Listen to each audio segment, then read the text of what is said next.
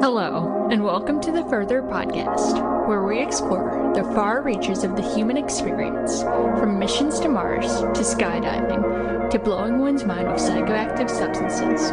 These conversations offer insight into how these extreme experiences showcase the human spirit and just might teach us how to live our everyday lives a bit better. I'm your host, Haley Maria Duran, and I study the effects of psychedelics and other out-there experiences on people's minds and brains.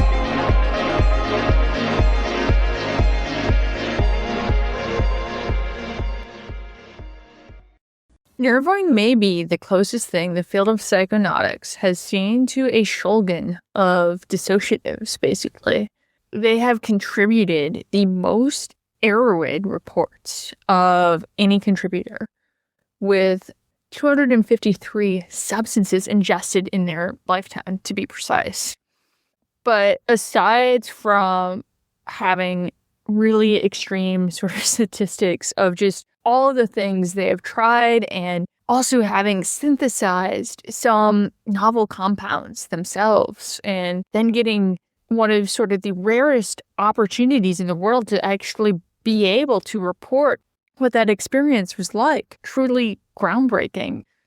But unlike Shulgin, there is a darkness to Nervewing's story. Nervewing developed a really severe addiction pattern of using dissociatives, basically using them extensively for 3.5 years to just have ordinary function. And, this created really severe consequences in their lives. They discuss in great depth these sort of slowly creeping in effects of addiction and how insidious it can be, and how they went from, just being really interested in these substances to having to do really extreme doses and cocktails of heavy dissociatives to just feel like they had a satisfying and ordinary day. So this, as you can imagine, created a host of consequences in their life. And Nervewing's story is definitely shocking and terrifying at times. And it's also, at first glance, this might seem like a very rare sort of story, but it's like, who gets addicted to dissociatives, especially research dissociatives? But I think there are a lot of universalities in how Nervewing describes dissociative addiction, and it's really just a classic addiction story of somebody slowly turning their lives into substance use, basically, and feeling like they needed that at every juncture to feel all right. I mean, who takes PCP to clean their dishes? But apparently Nervewing at points did such things. And we also talk a lot about their experience of manic symptoms during and after dissociatives, and whether or not their eventual diagnosis of bipolar disorder related to their substance use. So there's a lot of interesting sort of mental health information in this. And PCP, of course, is a highly stigmatized substance that's really been associated with a lot of bad things psychologically. And a lot of these very strong, what Nervewing calls manic dissociatives, have been associated with pretty dire mental health consequences for some people. But yet at the same time, Nervewing is able to talk about how paradoxically some of these substances that they were addicted to were also therapeutic in a sense, and helped them to finally come to terms with needing to quit. And this is also definitely not a, AA sort of story. There's no Dissociatives Anonymous there. And Nervewing also talks about kind of still using substances and taking a harm reduction approach. And I feel like there needs to be more stories discussing addictions like that, because that's the messy reality of the situation of a lot of people who use drugs. So I think that's important. I also know that there is a Hamilton Morris episode out with Nervewing where Nervewing was interviewed by Hamilton, and I did listen to that episode just because I wanted to see if we were discussing the same sort of things. I would say that the influences of Hamilton's research background in chemistry and synthesis definitely show through in that interview. It's more of a catalog of all the different substances that Nervewing helped make and the different varieties. It is a catalog, whereas this, I think, was influenced more by my perspective doing like qualitative research. Like this very much had the feel of prior interview-based studies I've done, where I was really going for depth for somebody to tell me specific sort of narrative stories. So they are different, but similar. So it was kind of funny to have Hamilton record his podcast at the same time, because I have been tremendously influenced by his approach to communication about substances. One thing I will say is that I was cursed while recording this episode because I accidentally recorded with my headphone microphone, which led the audio quality of my voice to not be great. And I am literally going to be purchasing a microphone after this. So I apologize. I did try to improve the audio as much as I could. But this episode is, I think, the most meaningful one that's been on the podcast. And I hope to have such intriguing stories told again. Yeah, and I hope that I know that there are people out there who also have dissociative addiction or addiction to other substances. And if somebody is like struggling with that, maybe in some ways this can be like a bit of inspiration. I really think Nervewing was quite brave for sharing all that they did, for sharing the messiness of recovery, how in the early days it does suck quite a lot. And yeah, maybe this will be inspiration to other people out there in some way. And with that, let's get into the actual interview. All right, I am here with Nervewing today, who has a pretty fascinating story, unlike anyone else I've ever encountered. They have contributed the most Erowid reports out of any Erowid contributor out there. They have 174 reports submitted for 161 compounds. And they have also synthesized some novel dissociatives and tried them themselves. So quite an interesting experience you have there. I guess maybe you could tell us a bit about what led you to be interested in this novel line of work, I suppose you could say. Yeah, the pursuit of drugs was something that had pretty much always been a part of my life since I was a child. A big part of it was an obsession with fantasy, especially this idea that there are worlds beyond our own. There are worlds at the boundaries of our experience. There are all these just imaginative places you can go that aren't normally accessible. And, that was a common thread through a lot of fantasy literature that you would read as a child. And then I found out about hallucinogens from the DARE program at our school when I was about 10 years old, that they mentioned that there are these drugs that make you see things that aren't there, that make you see sounds, hear colors. They talk about this like this is some scary, disorienting thing. But then I was like, oh, wow. So you mean like I can actually access these realms of fantasy that I'm always imagining about, fantasizing about, having dreams about. And just kind of had the normal progression through high school of starting with marijuana, the gateway drug, of course. But that was more of a social activity and didn't really serve the purpose I was looking for. So I did more research and was really interested in psychedelics specifically. So I started with LSD, and they were fairly mild experiences. And I think what really kind of pushed me into wanting to permanently stay in this world, explore this world, was eventually taking a very normal dose of mushrooms during a very kind of unpleasant, unstable phase of my life. And this experience, still one of the most powerful experiences I've had to this day, but it just blew my mind so much. It took me just so far off base. I just couldn't imagine that human existence, reality could even happen in this way, could be experienced in this way. And it really just kind of fulfilled that sense of like, oh, wow, like there are worlds beyond our own, more severe, more incomprehensible, more extensive than I could have possibly imagined before. And it felt like the entire world was opened up for me then. And it was later on that I found out that there were alternatives to all of these common compounds, that there were infinite permutations, most of them just slight modifications of the existing familiar molecule.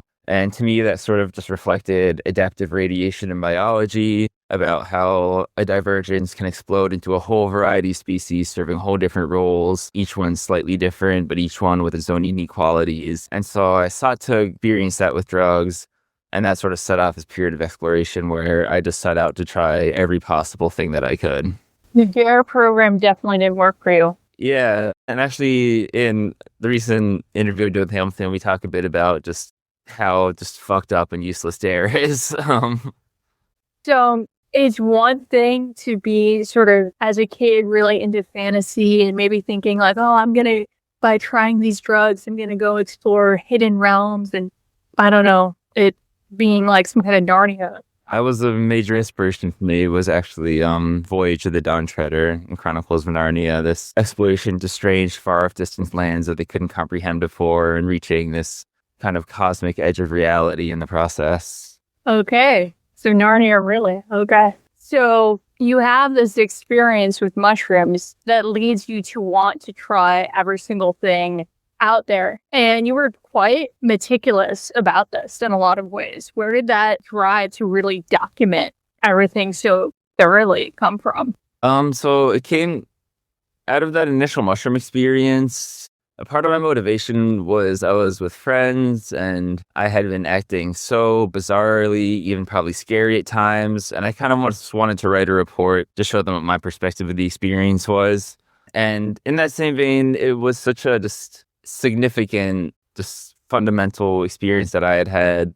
I felt like I didn't want it to go to waste, that this was so huge, important, strange, that I should at the very least record it, committed to writing. And, once again, that was just mostly for my friends. I didn't post it anywhere. Then as I started exploring novel things, some of them very obscure, I realized that there was not a ton of data on some of these compounds and that I could actually turn this into almost a productive thing where I can just add to that data pool for all of these new compounds. And, the first research chemical I got, research chemical, I wrote a report on it. And then just did it with the next few. And then it kind of just became habit. And it was almost a point where if I tried something new, it almost felt wrong not to write a report on it unless the experience was just too mild or incomprehensible for me to really put into writing like that. So you were having such profound experiences, you felt like you had to share them and also like explain them to people around you who just weren't understanding what you were experiencing or like the behavior that they were seeing. Like, what were you doing for that first trip that you thought was like so bizarre that had to be explained? I largely became incoherent, thrash drummed on the floor, kept repeating myself, saying strange things, knocking things over. Believe I removed my shirt at one point. And in my mind, it was this nightmarish fantasy where I was in places where I wasn't. I was one moment outside. I was one moment in my own house. I was in a city at one point. I had these like white coat masked figures all surrounding me at one point. So that was my side of the world. And theirs was just me thrashing around on the floor, causing a mess, acting strange. Okay. So you were having a real somatic release or something. I don't know. I wouldn't describe it as necessarily fun or positive experience, but it was fascinating. That's really all I wanted out of it.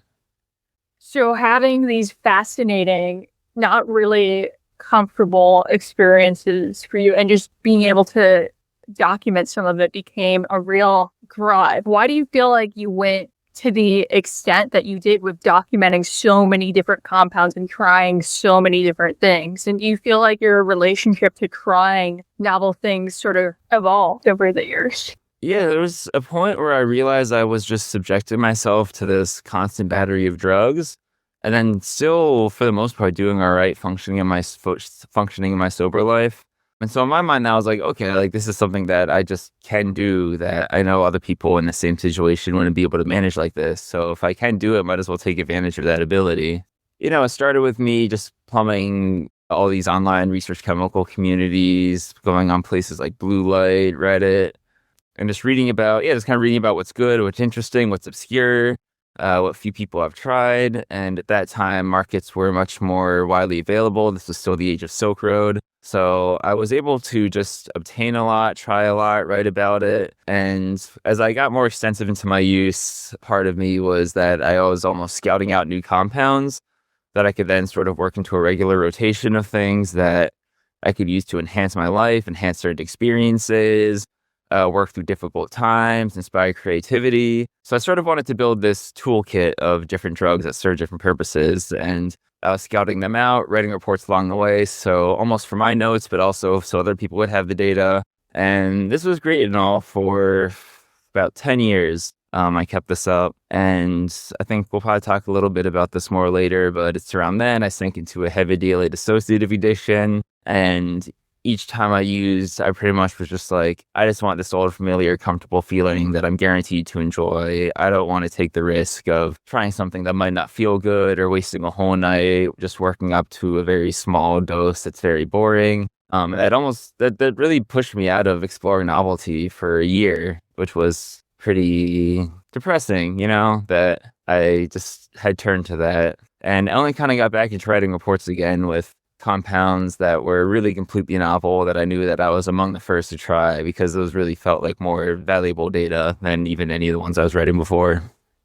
One thing that comes to mind is just the extent to which you pursued psychonautics. Like, you were doing these substances all the time, and you felt like you were able to handle it even though other people might not be. What made you feel like that was the case? Because I've definitely seen this pattern with people before, and it's always just, I don't know, it's interesting.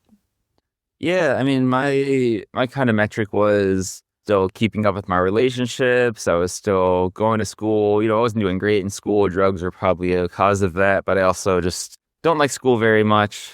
I was able to just work normal jobs at times, but I think a big part of it was to anyone around me when I wasn't on drugs, I could pretty much present as completely normal. There's a lot of people who heavily use drugs, and even when they're sober, that is very obvious. And I somehow managed to skip that.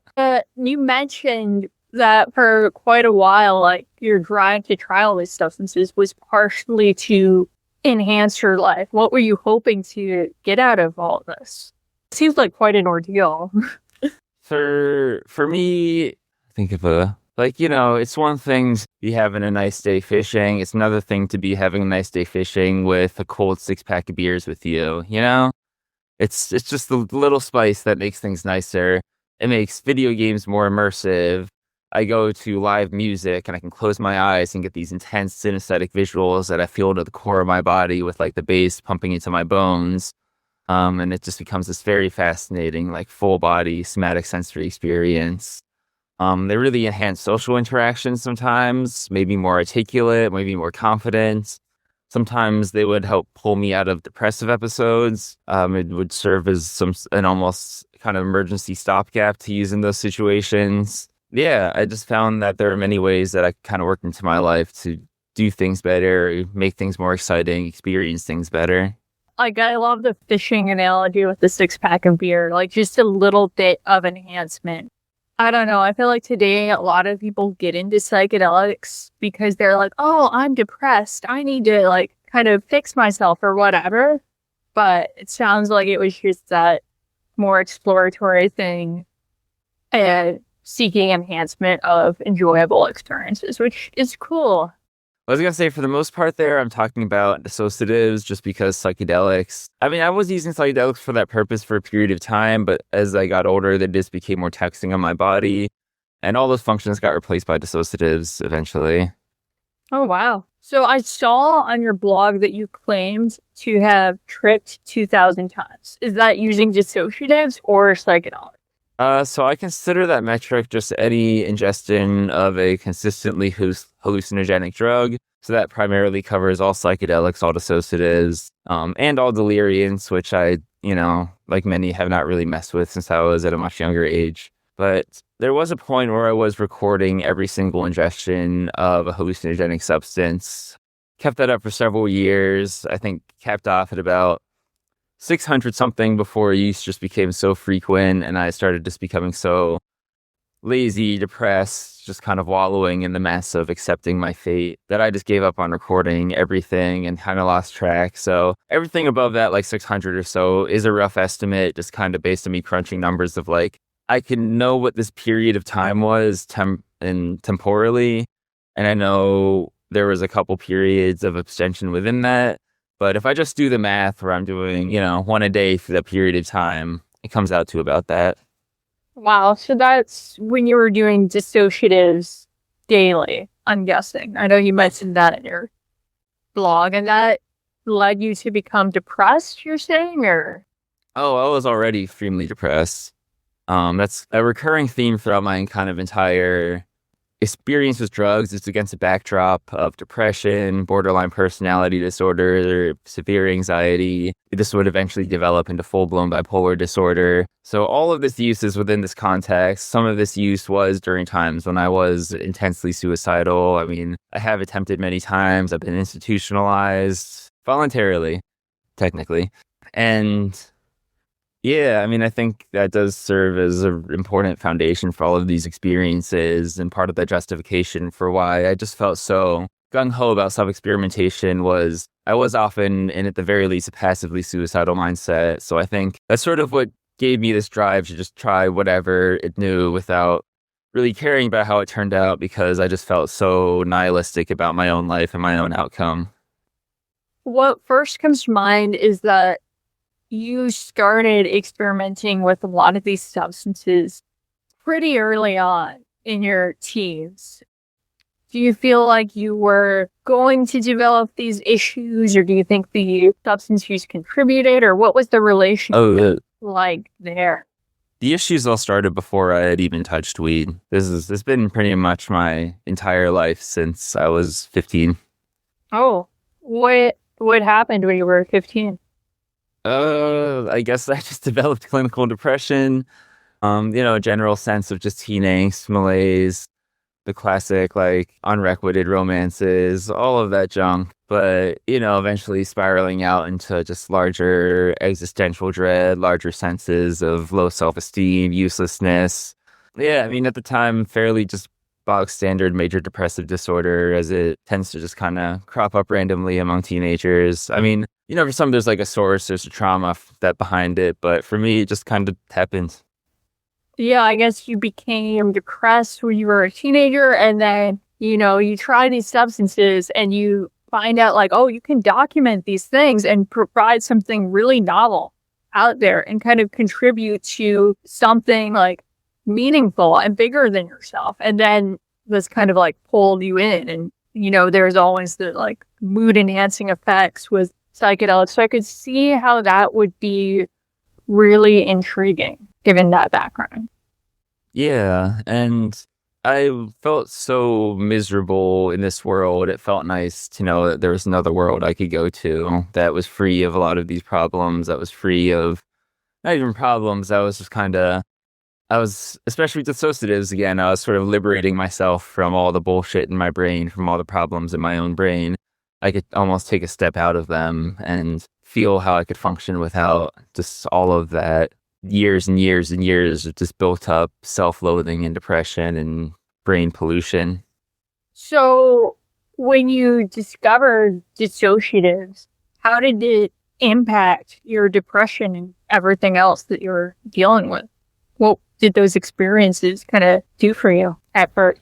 First one that really, I played around with like ketamine, DXM. They were interesting. I did experiment a lot with DXM, but it's such a unique compound. I don't really want to lump it in with just like the rest of my sort of development of dissociatives.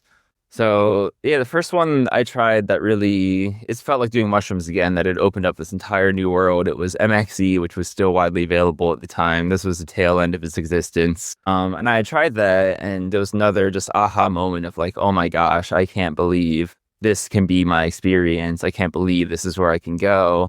And the sort of fantastical, bright visuals and the closed eye space and loss of body really felt like I was just coming closer to that kind of childhood ideal of entering this really actually coherent fantasy realm. So that sparked my interest in dissociatives more. And then shortly after, I also tried the manic ones, 3-MeO-PCP. And that opened up a whole new horizon too, of like, oh, I can sort of experience this dissociative experience and mindset, but still be functional, still move around, talk to people. So that became essential to my social life, these manic ones. Yeah, the term manic dissociative, I hadn't heard that before, but I kind of instantly knew like the sort of class of drugs you were talking about, like the stimulanty dissociatives out there. What like would your relationship with those substances look like? Like, would you try to just do like ordinary things on these drugs? Oh, all the time, especially towards the later end when I was just using those every day.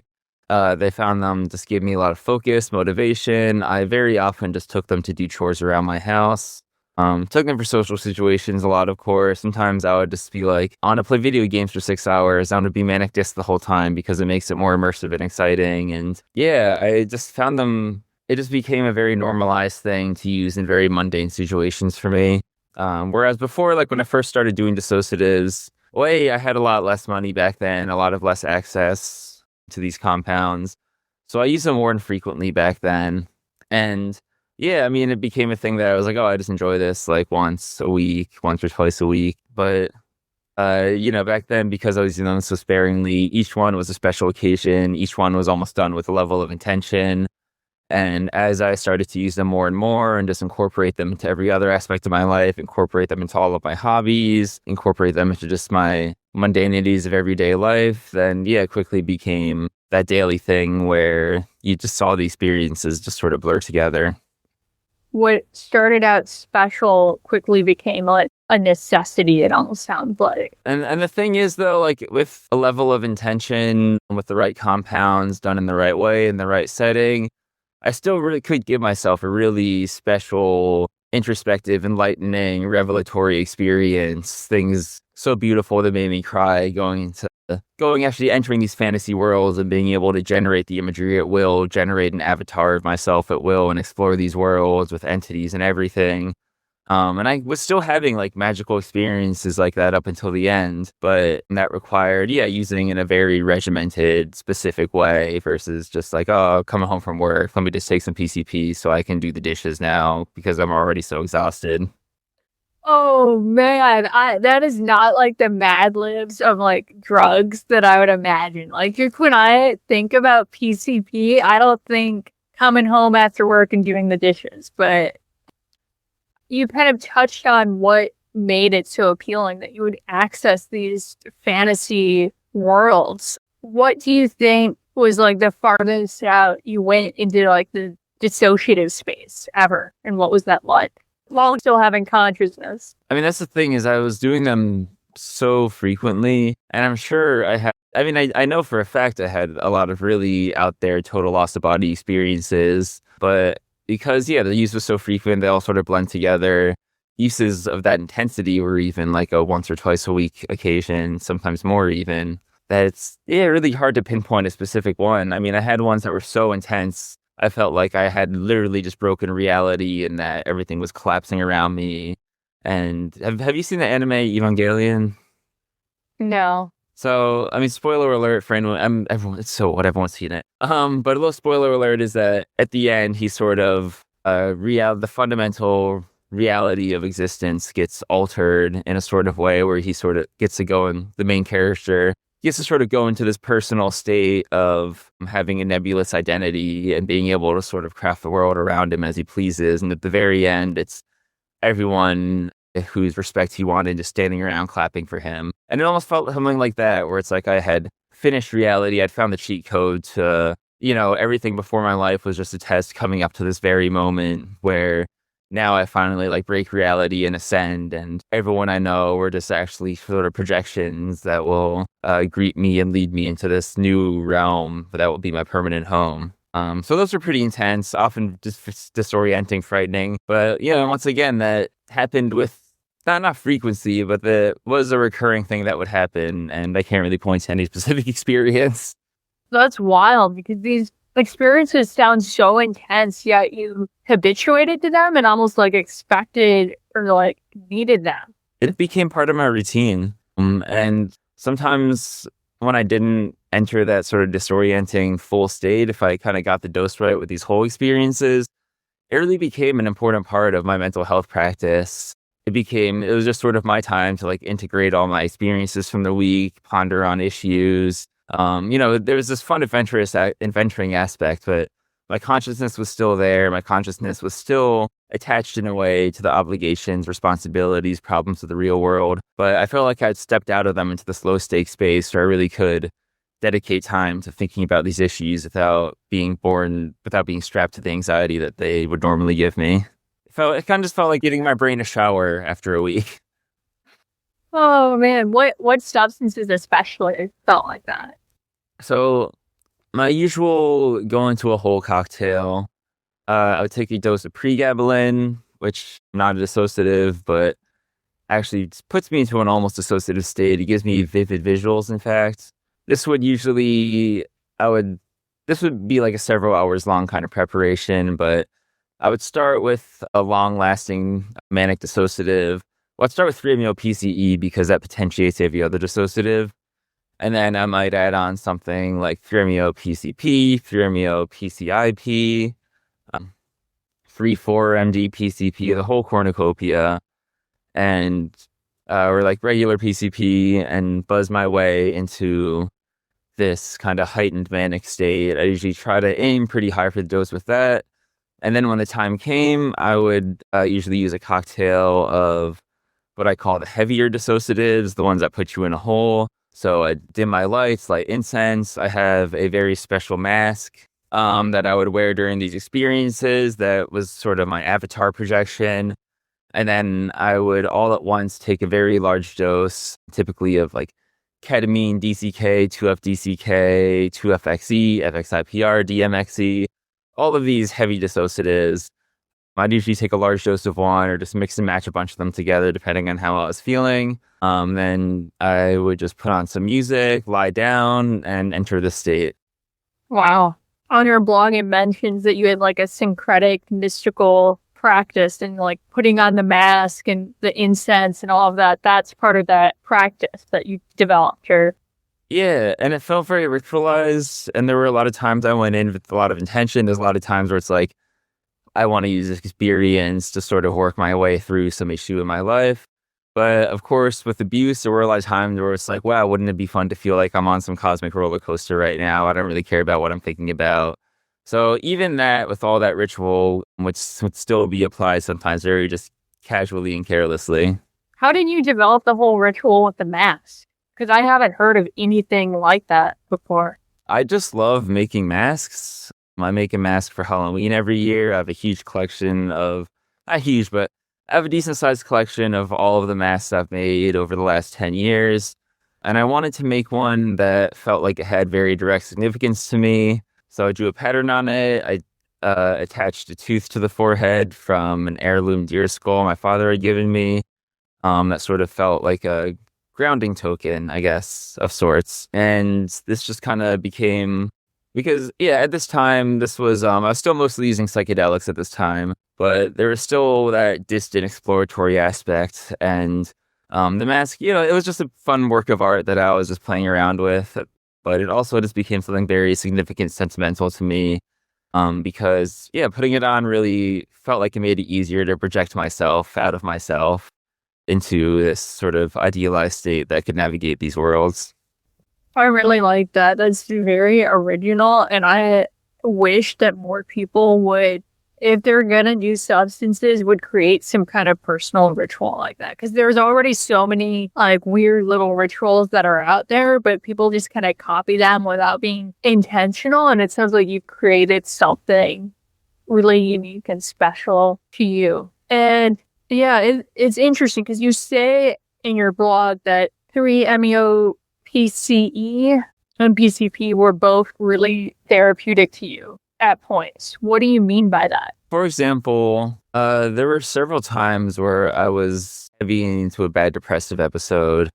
And that, of course, turns into this miserable downward spiral of non-functionality and self-harm and all that fun stuff. But at these times, I found that if I just took a dose of 3-MeO-PCE with intention, with almost that sort of ritualized practice, it felt like I could just make peace with a lot of these issues, or I would almost have insights and revelations that would provide me sort of creative solutions that I hadn't even realized before. And I do credit it to pulling me out of a lot of depressive episodes. I credit it for helping with just my inspiration, motivation for writing, with just helping me develop new ideas, synthesize disparate pieces of information. It was really useful for that. And then Thromio PCP, I would say, was therapeutic in a sort of vein where it really helped me delve into memories and kind of process and integrate just memories throughout the past week. I felt like I could almost like vividly, with a very high dose, mind you, but I felt like I could almost vividly relive not only these waking experiences, but I almost had vivid memories of my dreams. And sort of in considering all of that from the sort of projected outside state, it really did help me make sense of my memories and ground myself in that way. Yeah, I haven't heard that really about memories before, but I think my brain's just weird. maybe like few people, repeat these experiences as much as you did. And I find that people who end up repeating psychedelic use tend to be like, I don't know, kind of neurodivergent and odd to begin with. Not an insult, but just something. I'm very neurodivergent and odd, but maybe in a different way than the typical like psychedelic crowd. Yeah, I don't know, maybe not. So you were getting really into exploring this very novel realm and writing all these blogs, and eventually this sort of led you to work in a chemistry lab, right? Yeah. I guess, if you want, I can share the story of how that came about. So if we talk about faith later, this is kind of one of those moments of just like utter serendipity where I can't believe this chain of events led to this. But it all started when I matched on Tinder with someone from my high school who turns out kind of had a crush on me in high school, but we hadn't been in contact since then. And she was visiting her hometown. Started a little fling. And as it turns out, she was very involved with these sort of Ivy League psychedelic circles. This was really sort of the dawn of the era where universities became serious about studying hallucinogens and psychedelics. But she was in contact with people hosting this inaugural collegiate psychedelic studies conference, and that happened to be going on in my city. So she was going to that and said, she had read my writings at that point. She had done a lot of work with neurology, so she found it interesting and was like, hey, you want to come along as a +1 to this? So I said, sure, yeah. So I went to this conference, met a lot of very cool people, but there was one person who I saw give a talk there, and it was all about novel dissociatives. And I was like, this is my shit. I love when other people actually know about this stuff. I shared my writing with him, and he found it interesting, and it sort of became a thing where I would help acquire samples for testing that they could maybe use for like toxicology papers. So I was sort of his ear on the ground for finding new substances that hit the market and sort of confirming their veracity and trying to maybe observe patterns and how they arise and in their synthesis. So we maintained regular correspondence. He helped me write some of my really long articles about drug design. I would say we developed a friendship. And eventually he was like, hey, you want to come volunteer in my lab? And it mostly just consists of washing glassware, but it still felt really cool to be involved in that space. And eventually they sort of started getting me into more advanced tasks. I would even help with synthesis sometimes. And eventually he was just like, hey, you want a full-time job here? We have a contract from a company that wants to develop new dissociatives for 2 years. You seem like you'd be a good fit. And I just got hired and worked there for 2 years. Oh, wow. That's wild. And it also happened that this PI lived and worked in the same city that I did. Like, I didn't even have to move. Yeah, so you ended up, I know, eventually, like, actually learning how to synthesize some novel dissociatives. What sort of things would you get to like kind of make in the lab, and how did all that go? So my primary project was what I was contracted for. The company wanted to look into potentially dissociative phenethylamines, and the series we did were ones that had an alpha propyl group and then a piperidine for the amine.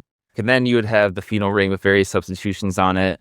And in theory, so all of these were to some degree dissociative and MDA antagonists, but they also showed strong stimulant activity. So there could be use there as like maybe a dual treatment for depression, ADHD. But this is still like the first phase of R&D, the very basic research. of just synthesizing, characterizing these compounds, testing their activity in vitro. And what was great was that these were very easy syntheses. Full disclosure, I went into this with zero knowledge, almost zero knowledge of chemistry. I failed both of my organic chemistry classes. I had to learn everything on the spot. And honestly, a lot of it really was just like you get directions and you just follow them like you're baking very precisely. You learn the techniques to make sure that you're doing things precisely. And I mean, that part of it, the functional aspect, is very easily teachable. But I just lacked this fundamental understanding of chemistry that everyone else had. So it's like, yeah, if you put two and two things together, most people there could tell you what the outcome would be. I never could. Or it's if I ran into an issue or needed a creative solution to something or had to develop a new synthesis, I just had to go running and crying to my PI, asking him to fix it. So yeah, I really didn't know chemistry well, but I had this set of easy syntheses I could do and pumped out, I don't remember, maybe like, I feel like I say a different number every time, but I think about 60 compounds on that project that got patented. I feel a way about patenting drugs, but it's all right. Paid my bills.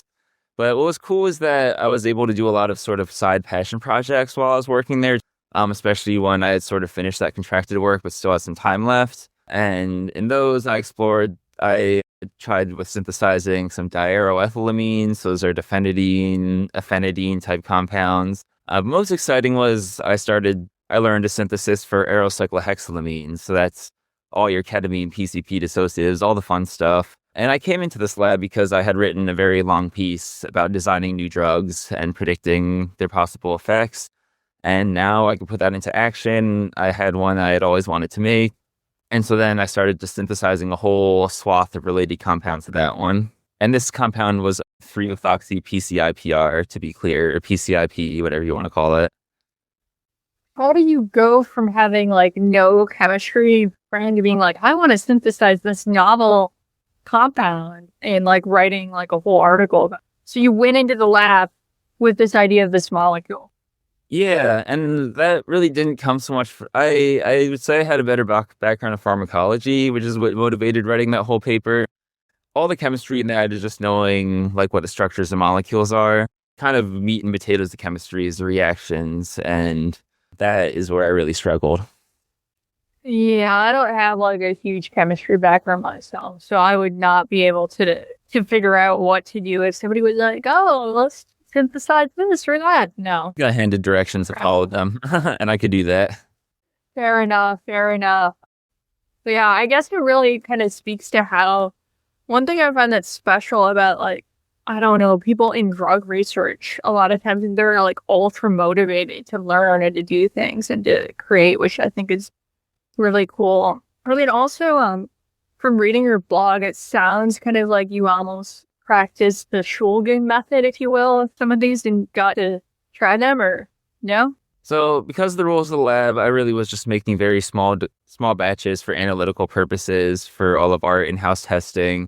But at this point in my life, I actually had built up relations with a pretty extensive network of vendors and small labs, larger labs, all around the world. And I was so kind of excited about these compounds that I felt like I had almost birthed, in a way, a strange way of saying it, but they did feel like they were my offspring, my product. I was, I did thorough checks and to make sure that I really had been the first to ever synthesize these compounds, which I had. So I could claim that. And I was just, talking about them very excitedly throughout this network. And some sort of small time hobby chemists, not really people that make things to the market, actually were able to follow my synthesis and produce their own batches of these compounds, sort of at my request, and then send them to me, and I was actually able to test them in that way. And then this was a whole new feeling. It's like, wow, I designed this compound. I was the first to synthesize it. I'm the first to ingest it. It really does feel like this full progression. It's the magic that Shulgin must have felt with self-experimentation, with having this sacred duty to delve into the total unknown. And honestly, a lot of these compounds are closely related to very familiar ones. So, in the design I made of them, I knew I was trying to sort of create ones that with effects that I would be pretty expectable. And so for a lot of these, They were really just as I intended them to be in the way they felt. The Shulgin method, the thing is, Shulgin was a much more meticulous scientist than I am. He was much more careful. He started with extremely low doses, gradually worked his way up. I didn't feel like I had the time for that and was still kind of nursing my dissociative addiction, so tests sort of had fallen into that structure. So, I mean, I want to be clear, if anyone wants to do psychonautics, especially with novel compounds, do not do what I did. It's very dangerous. I was using my confidence in knowing structure-activity relations, but I often just took a full dose right away.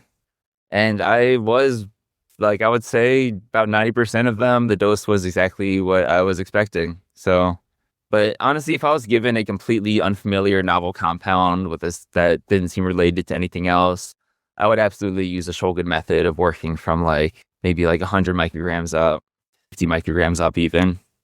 Yeah, that's quite bold that you would start with the full dose. Were there any instances where you were really surprised by how a substance felt? Yeah, there was some, out of the new ones, there was some really interesting little tidbits. There's this one called 3-MeO-PCSBU, so that's a sec-butyl group on the amine. And that one had almost no dissociative effects, but I had the full-blown mania of one of the manic dissociatives, just raging in my head, going so fast I could barely think straight. And yeah, it really felt like a drug that just induced pure mania. That's one that came out of left field. There's others. There's one, I don't think I was the first person to ever try this, but it was sort of mentioned by colleagues in the field and sounded interesting. It was 3,4-MD-PCPR. So on paper, this is if you look at the sort of data from the pharmacology studies, this should in theory be very potent, and it's also the most selective dissociative, which means that it really doesn't hit any other receptors other than NMDA. So I expected this to be a very potent sort of deep hole experience, and it ended up dosing at about 80 milligrams for the full experience, which lasted solid 30 hours. So that was unexpected. Oh man, wow, that's terrifying. I mean, the good thing was that for all those 30 hours, it was an enjoyable dissociative experience. There's drugs you could take that last 30 hours that just feel miserable the whole time. Out of all of those novel substances that you helped create that, might not ever be created again, which one to you was the most fascinating? I mean, those aforementioned ones were really interesting, but my real darling favorites were that first one I made, 3-MeO-PCIPR. And that one, it really just fulfilled a lot of utilitarian functions for me. It made me very sociable, very motivated, focused. But it was also sort of pleasant, trippy in its own right, almost psychedelic. There was ways I could sort of sink into it and meditate.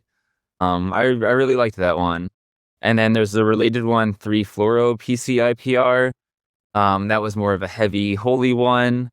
It was a very soft, pleasant experience. And then it sort of had this manic edge that after the large physical effects wore off, peered out into this almost sort of nootropic state where I felt like I was having sort of insights, epiphanies. It was almost like the come down of a psychedelic where I feel like I'm synthesizing information better and having sort of insights and powerful introspective moments.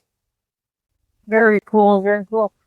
It's interesting to me that you mentioned for you, a lot of these substances have a manic flavor, and you described yourself as having bipolar disorder. Do you think that it would be manic for other people, or what do you see the relationship there being?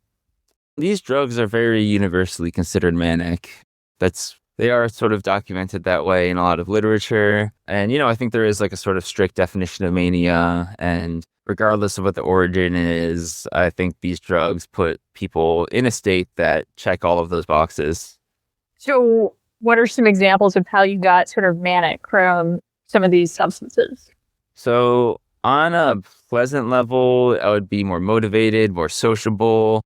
I would feel like I'd be having ideas. I'd be having good ideas that I could put into practice. I felt like I could view things more objectively. I really did feel mentally healthier in ways. I felt, yeah, more confident. I felt like I could navigate interactions with people better. To be fair, this is only if I hit like a very specific sweet spot dose. It's very easy to, especially as my tolerance began to grow and fluctuate, very easy to overshoot it and not be able to accomplish any of these tasks. But really, the big thing for me was this sense of confidence, this sense of aspiration, the sense of, oh yeah, there's a future I can go into where I'm the protagonist and I can do things that will benefit the world and establish a legacy. And I think that was a major part of the mania.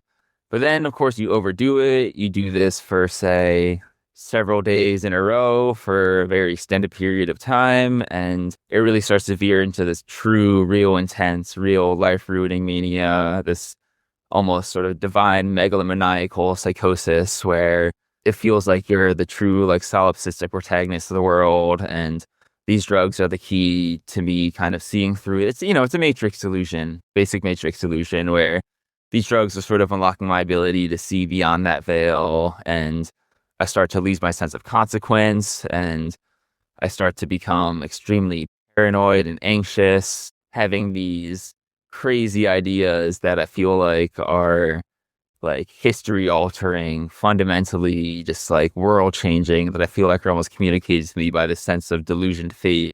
And that has me like calling and texting people frantically at like 3 a.m. to put plans into motion. And, like this could turn into me being more aggressive with people I love or avoidant of them or fighting with people that I would normally never fight with because I was just in this like such a self-assured, very self-centered manic state. Yeah, I see how there's like a really thin line between it being something fun and that could almost at first glance appear therapeutic. Like if you had been in a depressive episode and suddenly you're motivated and you're wanting to do things and you feel like you have a purpose, like that can feel really great. But then, yeah, with extensive use, suddenly you have this more delusional state. Fascinating. What sort of like ideas would you get that you thought were so important in the like full-blown manic? So this was part of the problem, and I mean part of the reason I had to quit because this is so unsustainable is these ideas I can't even talk about them on recording. They are all extremely illegal. And I think if I sustain that state, there was very real danger of me crossing over from just imagining these things and ruminating on these things to, potentially doing something that would spell the end of my normal life. So you would have a bunch of very intense ideas and you felt like you had to pursue them in the moment under the influence. Yeah, and I think a part of it was the political climate at the time. This was at its worst in January, February, when we were seeing kind of national mass resistance to ICE. And it felt, it was this delusion that I could be like this, like almost godlike historical figure amongst this context. And then it kind of went into Ramadan, and that started to work these sort of religious delusions into it too, where, there's a sense of like me being the next prophet, me being the one to adhere myself to Islam and like find a new way to bring it to the masses, and feeling like I was chosen and being directly communicated to by these drugs to like take upon this mission. That sounds very intense, but also very characteristic of like non-drug mania too. Like there's a lot of people out there who will have like a manic episode with psychotic features and they'll come to believe that they're Jesus or something. And it sounds like for you, it had like an Islamic flavor, but it's still like, I guess within like the scope of experiences people have with mania all the time. And I think it's interesting that you bring up like how just cultural factors would influence the sort of mania that you would have with these substances. Yeah, I think it was all fueled by this sense that the world was changing, and amongst this instability, I had a very important role to play, and that role was being communicated to me by these drugs. And I mean, the thing is, even amongst all this madness, amongst all this mania, I still, if I really like tried, could still have these very intentional, ritualized, meditative healing experiences. Like literally right up until the very end before I quit, I was still able to coax out experiences like that. So it really wasn't like the standard drug addiction where it's like you had that first greatest high, you're chasing it forever. And it's like, I feel like I'm kind of just chasing my final high forever. We could step back a little bit and talk about how exactly it went from just being this exploratory thing that, I mean, was at a higher frequency than a lot of other people, but still more exploratory, more recreational, to it being like an outright addiction. How did that happen? Ever since I discovered dissociatives, I was deeply in love with them. I enjoyed doing them so much. I think honestly what kept me at bay first was just availability. They were so difficult to get. I was getting a lot of things kind of through a proxy person because I didn't want to navigate like all those markets and have stuff mailed to my house. I mean, as time went on, I secured a more stable job for a time period. I started making more money. I really deepened my connections into this network of vendors from around the world and really genuinely befriended a lot of them. So at this point, I no longer really had just a limitation of availability at all. The floodgates opened. I had money to buy whatever I wanted. I'd sort of built up a reputation in the community. So I had, so I could say, fans sending me stuff for free, or I could have I had labs like sending me things for free to test or write reports on, or all these vendors were just like cutting me deals. So the drugs were just flowing in at this point, and I was like, wow, like I actually could just do this every day. But I was like, okay, I still have decent self-control, still going to use a few times a week, even with this massive stash now.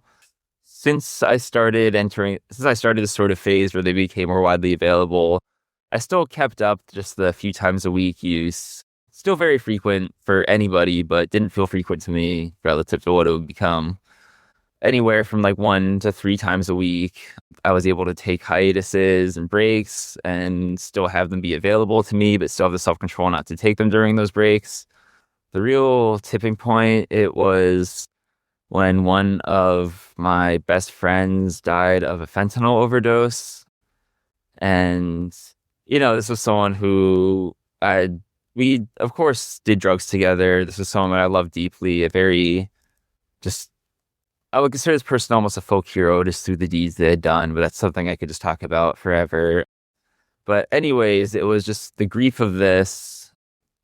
I just started using, I would just be like, I feel so just heartbroken and miserable. I need to step out of it. I used, and then I'd still feel the same next day and use next day. And I would be, crying with all of our mutual friends, and a lot of us were drug users. So I'd be doing things with them, and there were chunks every day. I would try to take breaks, but then I would start falling into this pattern of, it's like, oh man, I had a really rough day. I got to go home and get dissed, or something great happened. Let me celebrate by getting dissed, or, oh, my friend just asked me to hang out. Let me put myself in a better social state. And I'll be making excuses. And, every time I made these excuses, when I woke up in the morning, I'm like, okay, I'm not going to do dissociatives today. And I was always wrong. And eventually this just became every single day. And when I sort of had the realization that I was doing this, I was like, fuck it, I don't need the excuse. This is just who I am now. And I just kept using every day. It just became everything. I feel bad talking about this because I don't want it to seem like my friend's death is like responsible for sending me into this dissociative addiction. I think it ultimately would have been inevitable with some other major stressor, some series of stressors and revelatory events in a short span of time. I think just through misfortune, this was just the one that happened to do it. And I know for a fact that they would just be devastated to see what happened to me afterwards. It really, to me, sounds like the perfect storm, because you have these vendors like contacting you. You have fans who want to see more of your writing, want to see more novel things being talked about. Like that alone could contribute to problems potentially, and then having like a major life stressor. And just like having in the past, it sounds like these substances being the tools that you use to process difficult emotions, and then having them like turn on you without you being aware of it all. Yeah, and then like it really does sneak up on you because it just so quickly became so habitual, so casual. It was like, yeah, this is just what I do every night. It felt weird not to do it at night. It felt like a day was unsatisfying and incomplete if I didn't use. Didn't even really want to delve into novel things anymore at this point because I was like, well, that gets in the way of my comforting, familiar use that grounds me at the end of every single day or makes every single day feel worthwhile. It really just became habit, is to the point where there were days where it's like there was no purpose for me to do dissociatives. I don't even feel like doing dissociatives, but that's just what I do. And I think that's kind of a hallmark of addiction, is that you are using the drug even though you don't actually feel like you want to. Yeah, it just becomes very like compulsive. Like I think of people who smoke like tobacco and they're just like, oh, I'm just gonna grab a cigarette and just whatever. Like they're not putting any intention into it. And it's just like at that point of being actually addicted to something, I think any substance can become compulsive. And for a while it sounds like it just became a routine and what you did. But then eventually, I don't know how long it took, but you began to see some more sort of serious problems creep in from this pattern of use. What happened? So I kept this up for a while. I live with my spouse who doesn't really use drugs, but was accepting of my use, but also like very wary of the overuse. And I think at first it really was mostly fine. But as time wore on, I kind of started to rack up what I would call incidents, which is where I would do drugs and fuck up in some major way, where I would have a panic attack, where I would have some sort of psychotic freak out, or get like kind of argumentative, confrontational, or just break things, do just stupid, dumb drug shit. And, became very frustrating for them to deal with.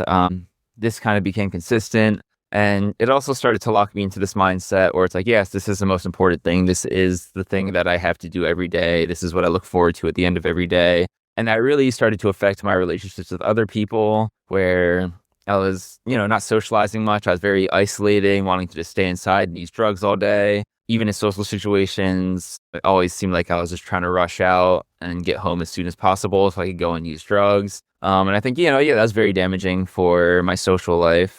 I don't know, there were a lot of peaceful, uneventful, calm periods of time throughout that 3.5 year span where like I was using every day and wasn't a problem. Sometimes it was open. Sometimes I was doing it very sneakily and stealthily. We attempted all these mitigation methods, and I sort of started to find ways to sneak around them and kind of undermine them. And this particularly involved a lot of lying and sneakery and just lying directly to my spouse's face. And that is just that's a major source of guilt. That's guilt that I'll carry forever. That sucks what they push you to do, because I want them to trust me. And I feel like I've broken that, and just my addiction brain constantly trying to seek out drugs.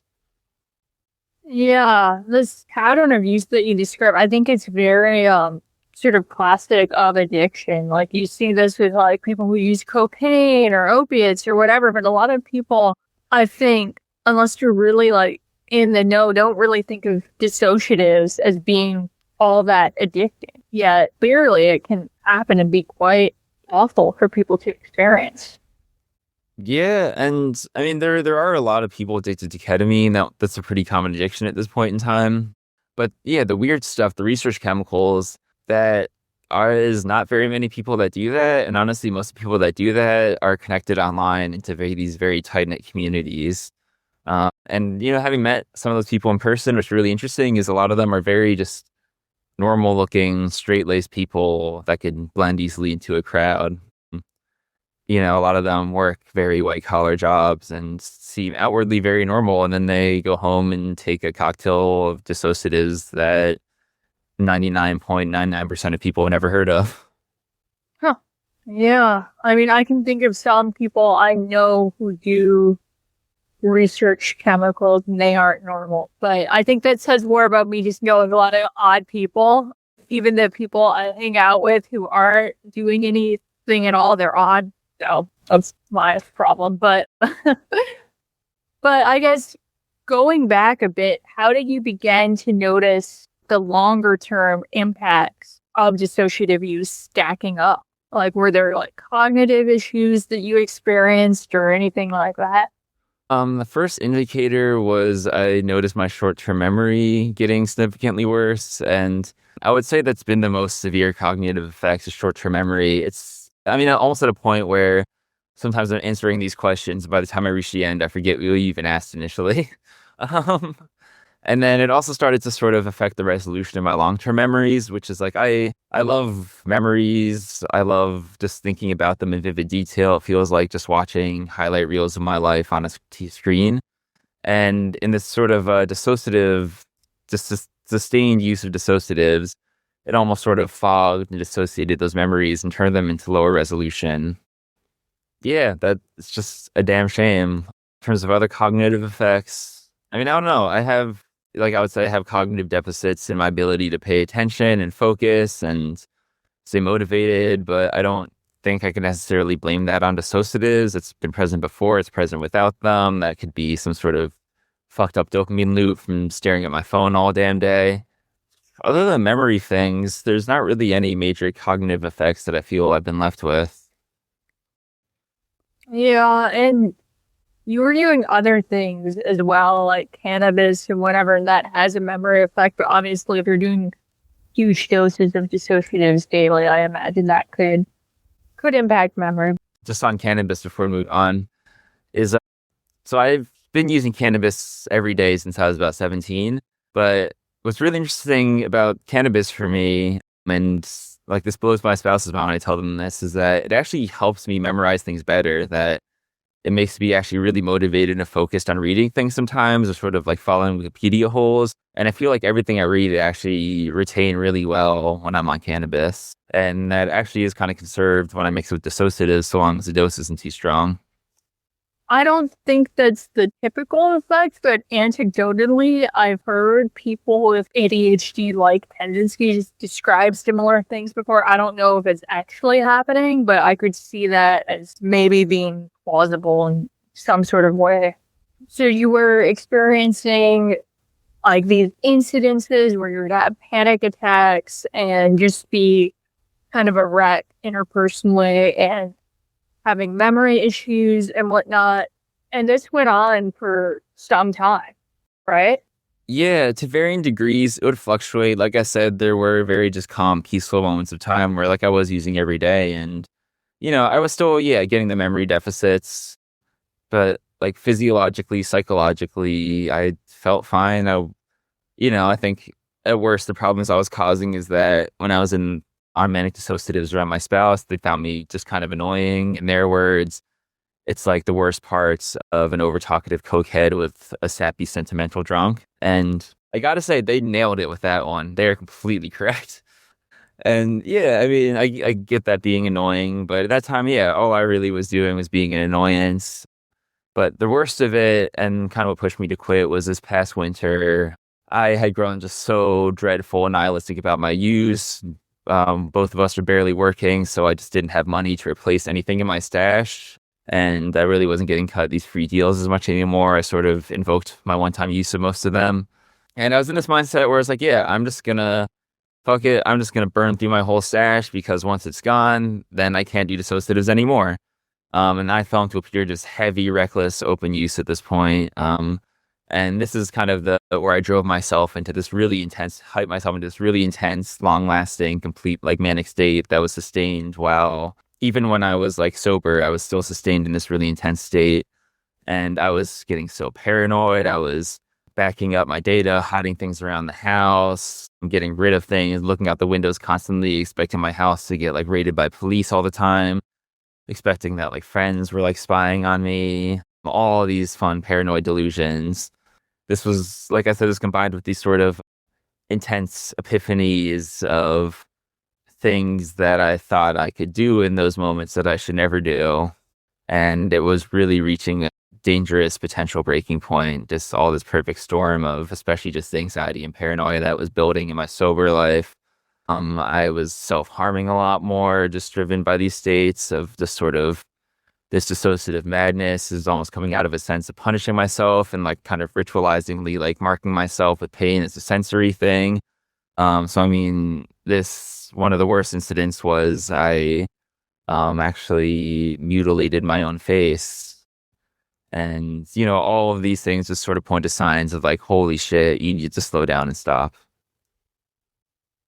Yeah, I mean, I kind of had like a negative like bias about like I don't know things like PCP and whatnot before this, but it sounds like you really kind of pushed yourself to like the maximum of what these drugs can do to people without them causing people to like I don't know literally like attack someone or something. Like I'm not saying that happens a lot, but like wow, to slash your face and to have these like it sounds like almost like psychotic like episode. I don't know. Yeah, like, it was borderline that. I think you could really call it a state of manic psychosis. So you're having all these incidences, you're being paranoid. What got you out of it? There's a lot of factors. There was one where like I just felt miserable during this state of time. I was barely eating, barely sleeping. I had lost maybe like 15 pounds, and I'm already skinny. Like, what the fuck do I have to lose? It got worse, and I felt weak and famished and sleep deprived all the time. My whole life was just revolving around these drugs. And I think, I mean, really what pushed me to stop first was that I was like, I can't replace any of these. Once I use them, they're gone. Like, how can I sustain this addiction if I can't even like afford things to replace them? So many of these are rare or not made anymore. Like once they're gone forever. Everything is way overpriced nowadays. So there's that like practical sustainability aspect of it. But the other like that was kind of what first made me think about it.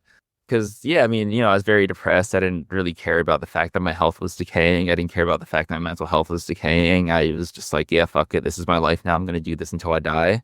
And I was receiving a lot of external pressure, of course, from families, especially from my spouse, because they really bore the brunt of my bullshit when I was abusing manic dissociatives. And I mean, I put them through a lot, and they just showed me so much grace and kindness despite that. I had, yeah, I mean, a lot of friends pressured me to quit. I almost had the sense where I'd like hang out with older friends and they were just hanging out drinking. And I was like, oh, I'm the weird one fucking off in the corner snorting powders. And there was a sense that I was like, I'm getting too old for this. This is embarrassing at this point. I had people like Hamilton Morris actually reaching out to me. And, you know, this is coming from a place of like kindness and protect and like, you know, wanting to look out for me. But he gave me some very like tough love and stark words about the state I was in, which is very kind of him, actually. I'm trying to think what else. There was also, I had gotten a lot more into political organizing at this point, and I didn't want the drugs to be potential vulnerability from repression, and I didn't want them to make me do things that I may regret in what felt like a very important high stakes space. So that was a part of the motivation too. And the sort of final incident was this one day where my spouse was preparing to go on a trip, and I was supposed to run all these errands for them.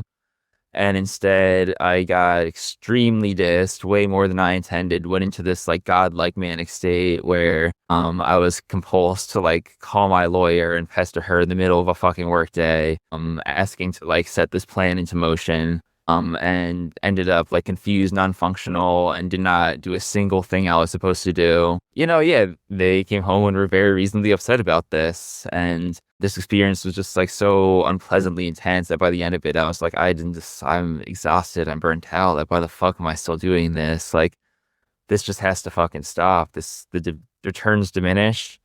That was sort of the final straw, but there was still like a brief transitional period where I was preparing to stop, where some of the drugs actually were helpful in helping me prepare to stop, that they helped me sort of ground and make sense of things and set out a strategy and a plan and sort of organize all the affairs I had to get into order. So it was just the final few experiences, really just meant to prepare for the end. This was during the last week of Ramadan, so there was a sort of like religious aspect to all this, religious, spiritual aspect to all of these experiences too.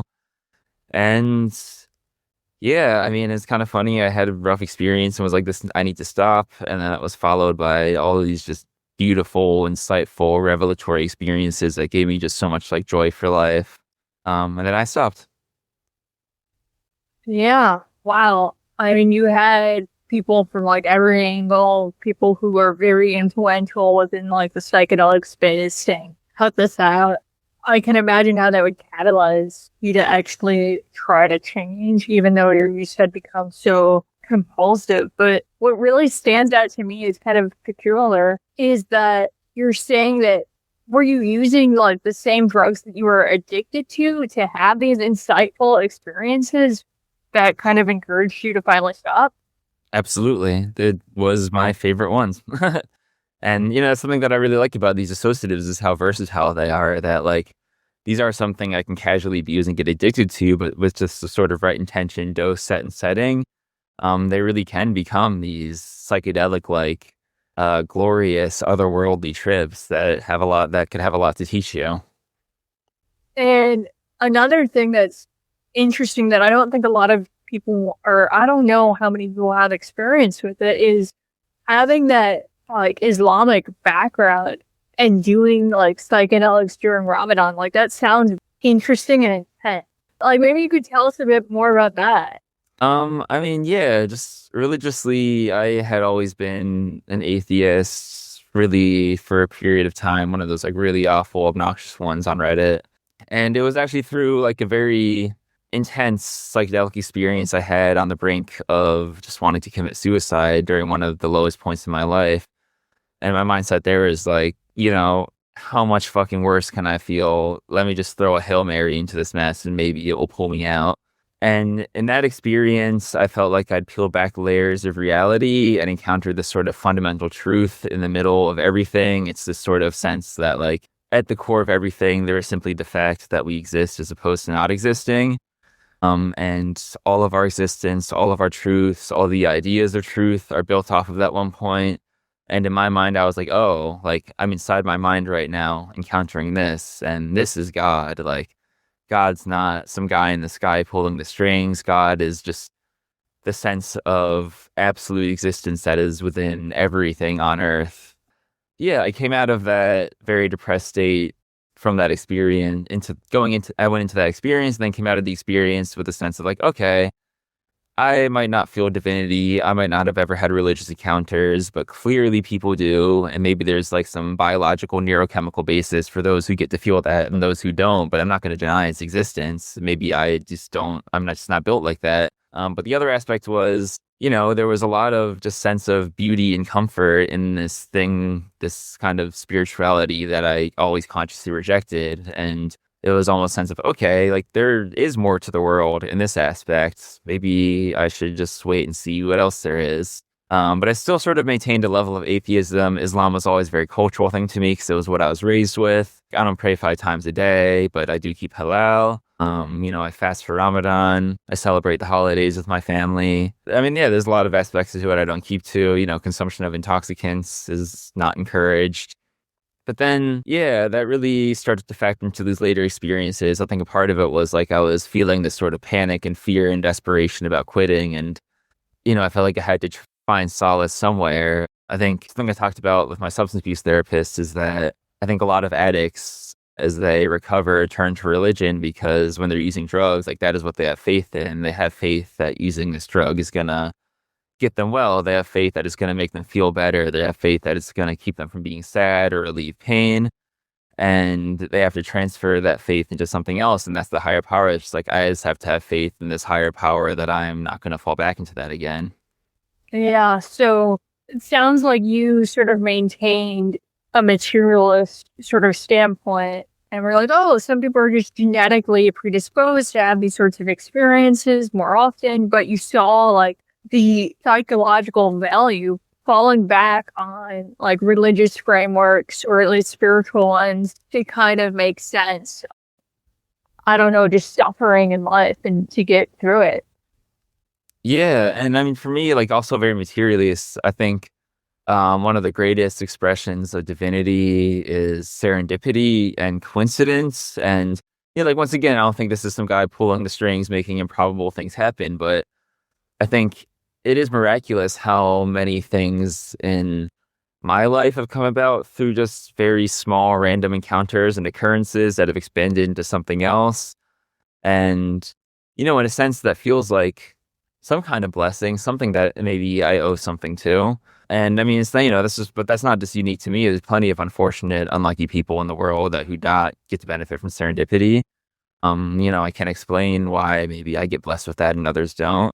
But I also sense that that's sort of like one of the fundamental divine truths the world runs on is serendipity. Like the whole process of evolution is based on these really vanishingly small probabilities that some mutation will bring about a beneficial change.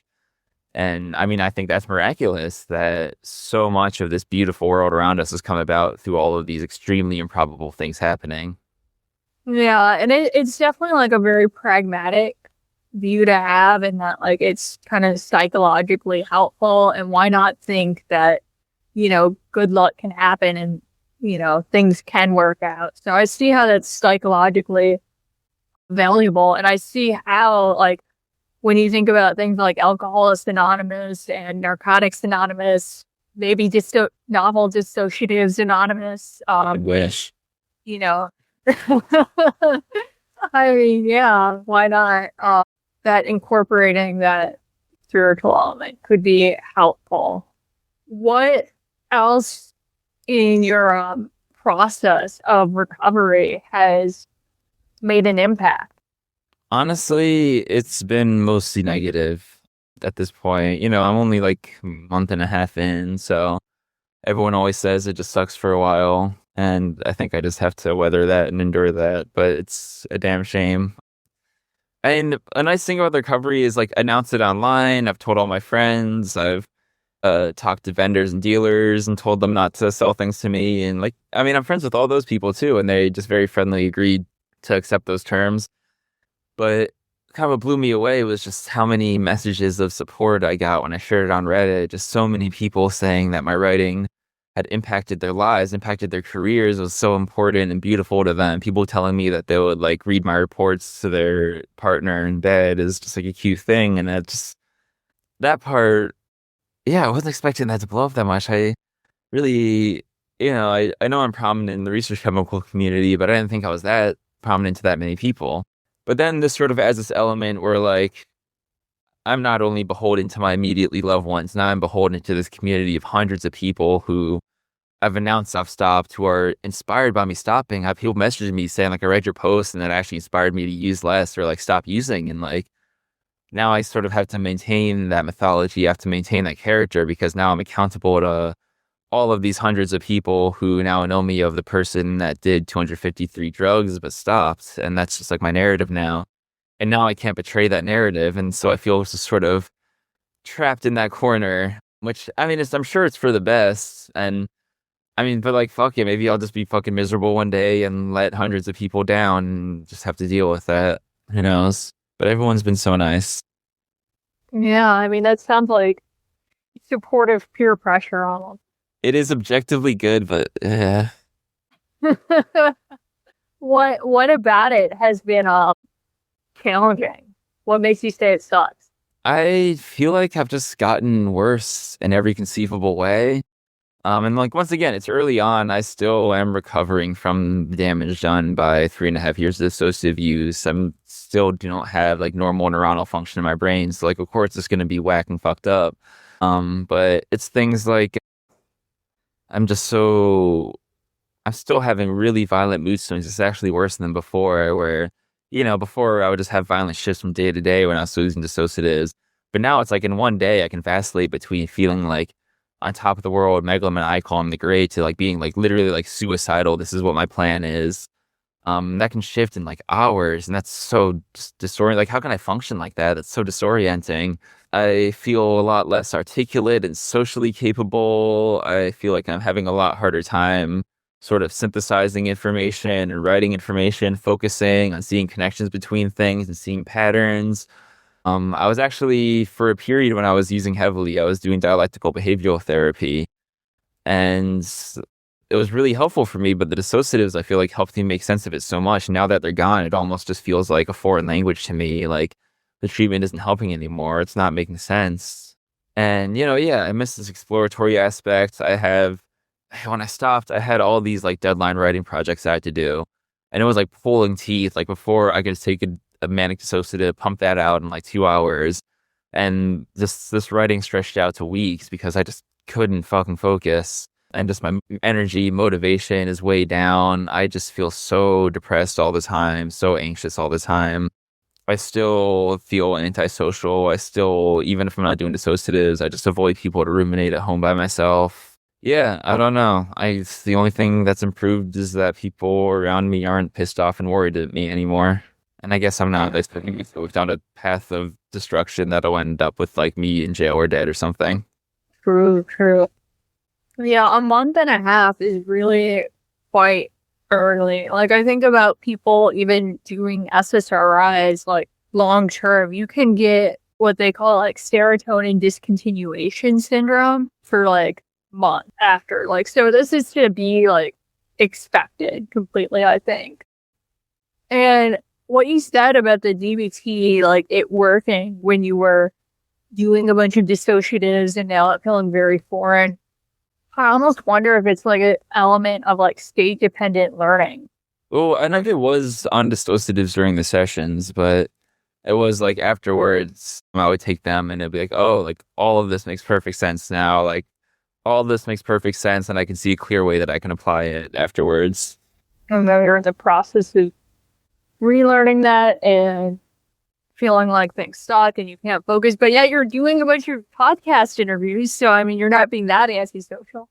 If anyone, I'm happy to do it if anyone asks. Yeah. Yeah, I mean, now you have another audience to be accountable to. I think one thing that I noticed in your blog is that you aren't quitting all substances. Like, you aren't going full AA on people, are you? No, God, no. Smoke cannabis, I think. Something that's really helped me a lot has been pregabalin, which I'm right now being really careful to walk a razor's edge. I'm not getting addicted to that too.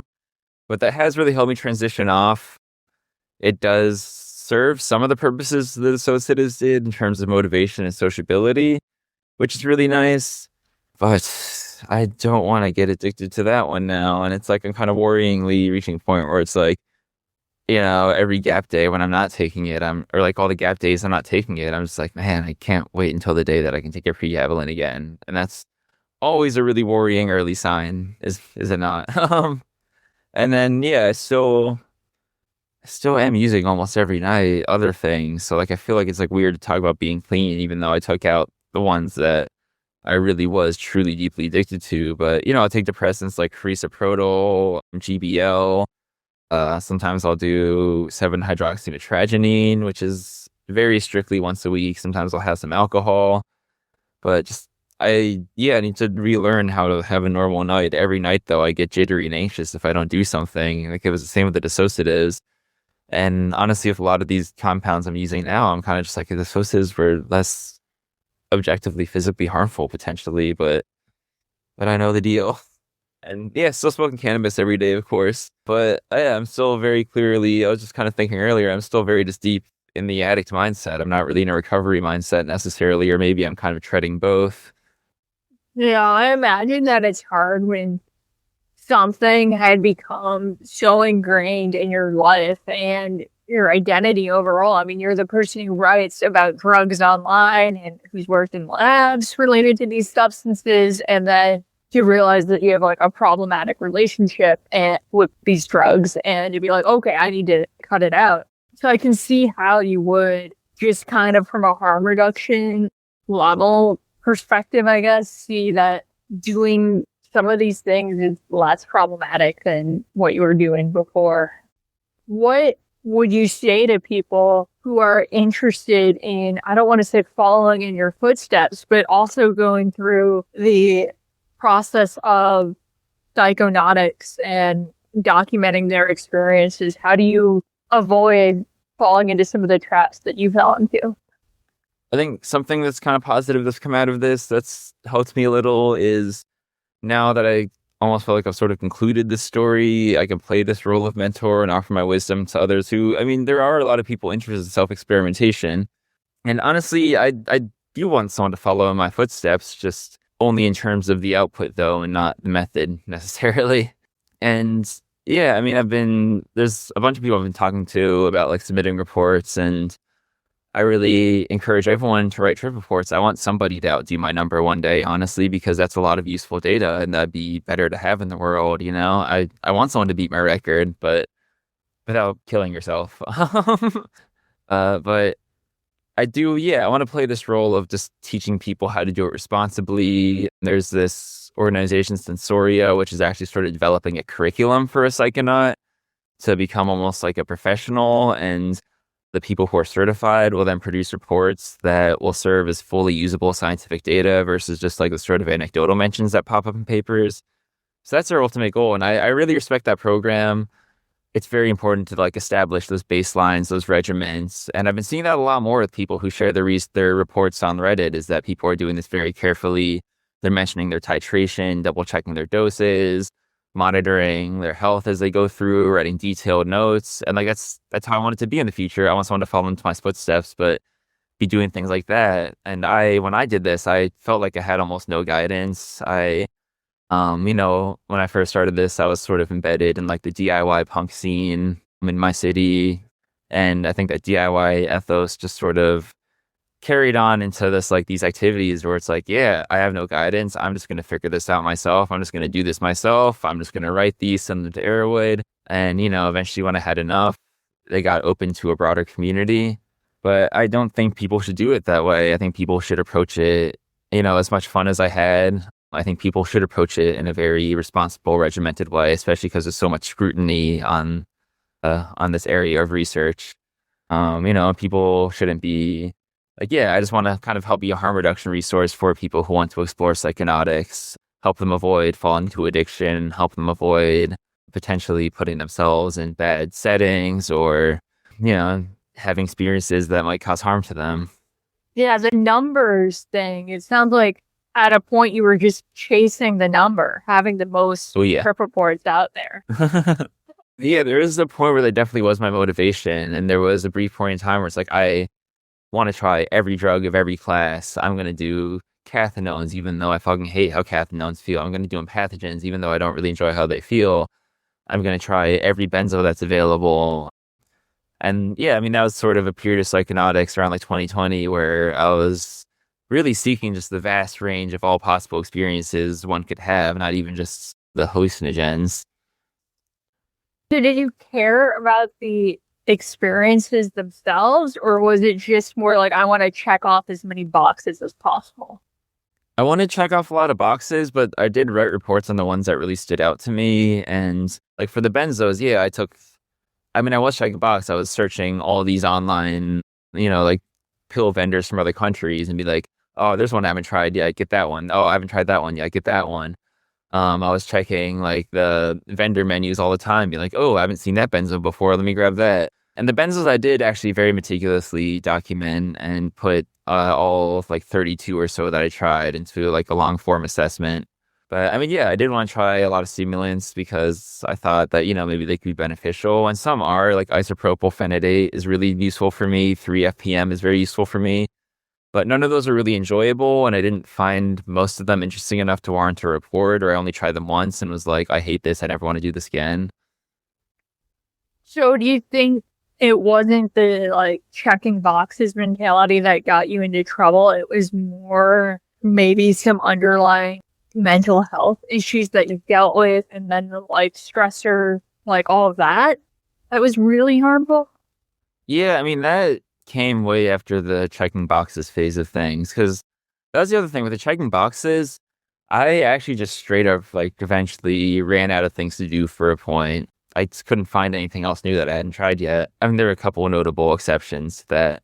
And I mean, yeah, I think it was around then that I just sort of fell into more habitual use. I was like, all right, sweet. Like I have tried everything now. Out of all of these hundreds of things I tried, I know which ones I can kind of stock up on and enjoy. And I think, yeah, I kind of entered into that phase. But, all of this was also sort of way before that sort of triggering event that pushed me into a daily use. Besides dissociatives, I think the two main sort of classes of drugs you talk most about were benzodiazepines and psychedelics. And throughout all of this exploring and then addiction, your relationship to those classes of drugs also changed as well, right?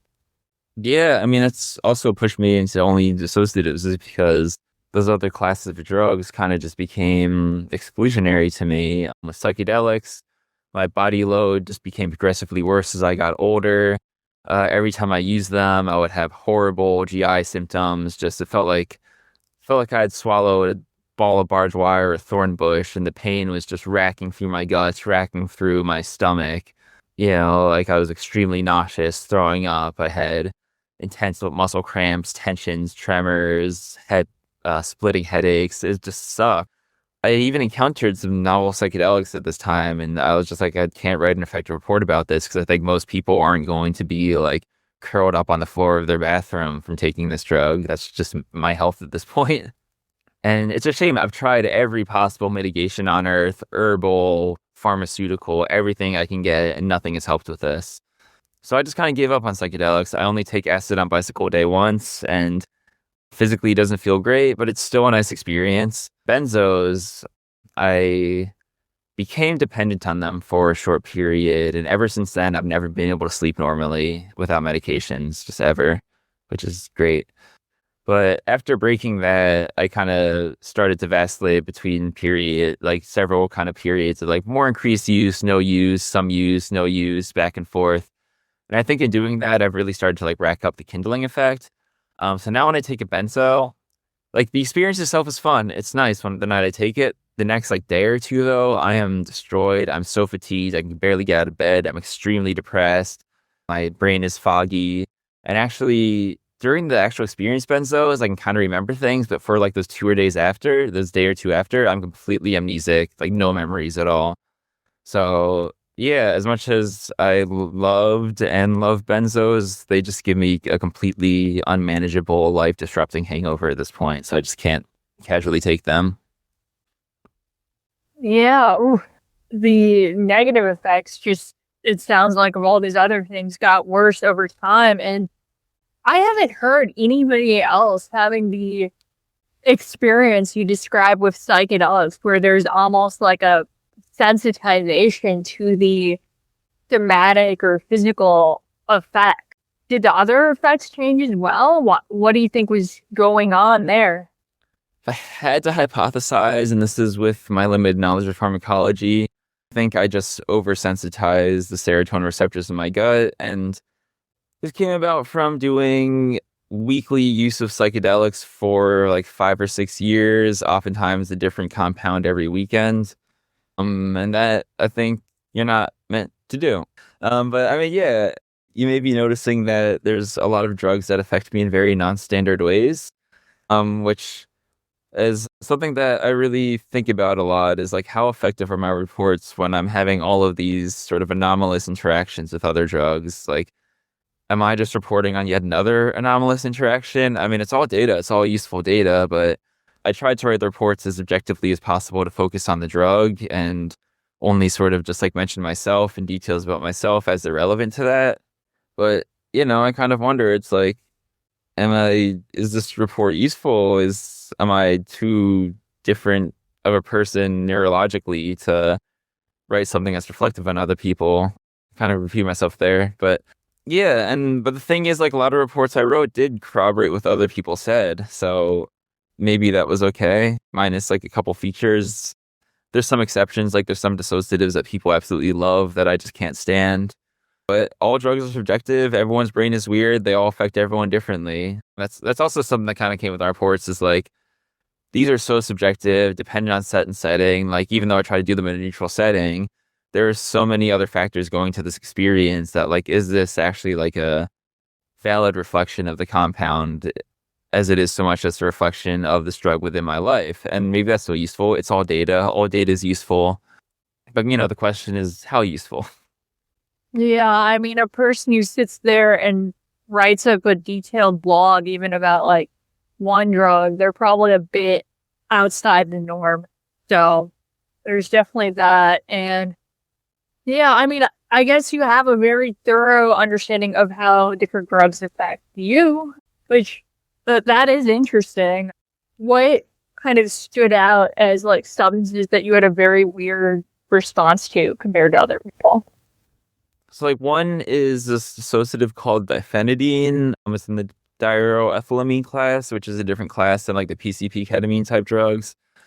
I had a few fans, but for the most part, it was mostly reviled by the community. They found it uncomfortable, boring, dysphoric.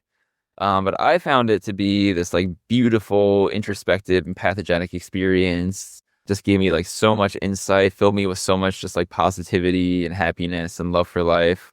And yeah, very few people reported that. Or there's that thing I mentioned before with PCP, giving me vivid memory of my dreams. I haven't seen anyone talk about that. There's compounds like OPCE, which people are like, or 3-fluoro-PCP, that people call like revelatory, manic, beautiful, colorful. And for me, both of those are just kind of dull, gray, boring dissociatives. Yeah, in the cultural context, I imagine like that always plays such a role in how people interpret substances. But some of the drugs that you've done, like doing PCP to clean your dishes, like that's not the typical cultural context for PCP. How did you end up like doing substances that are so like stigmatized, and like how did you kind of respond to that stigma? Because I'm an edgelord. It actually often doesn't go super much deeper than that. As a teenager, I was based on 4chan's B board, which has a bit of a reputation, and I like to think of myself as a renounced reformed 4chaner since then.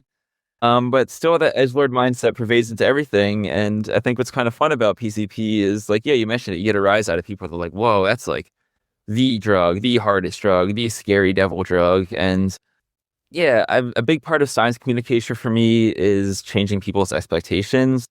The main thing I study, for example, is wasps, and explaining why wasps are good and important is also a very uphill battle against stigma. I can talk more about that later.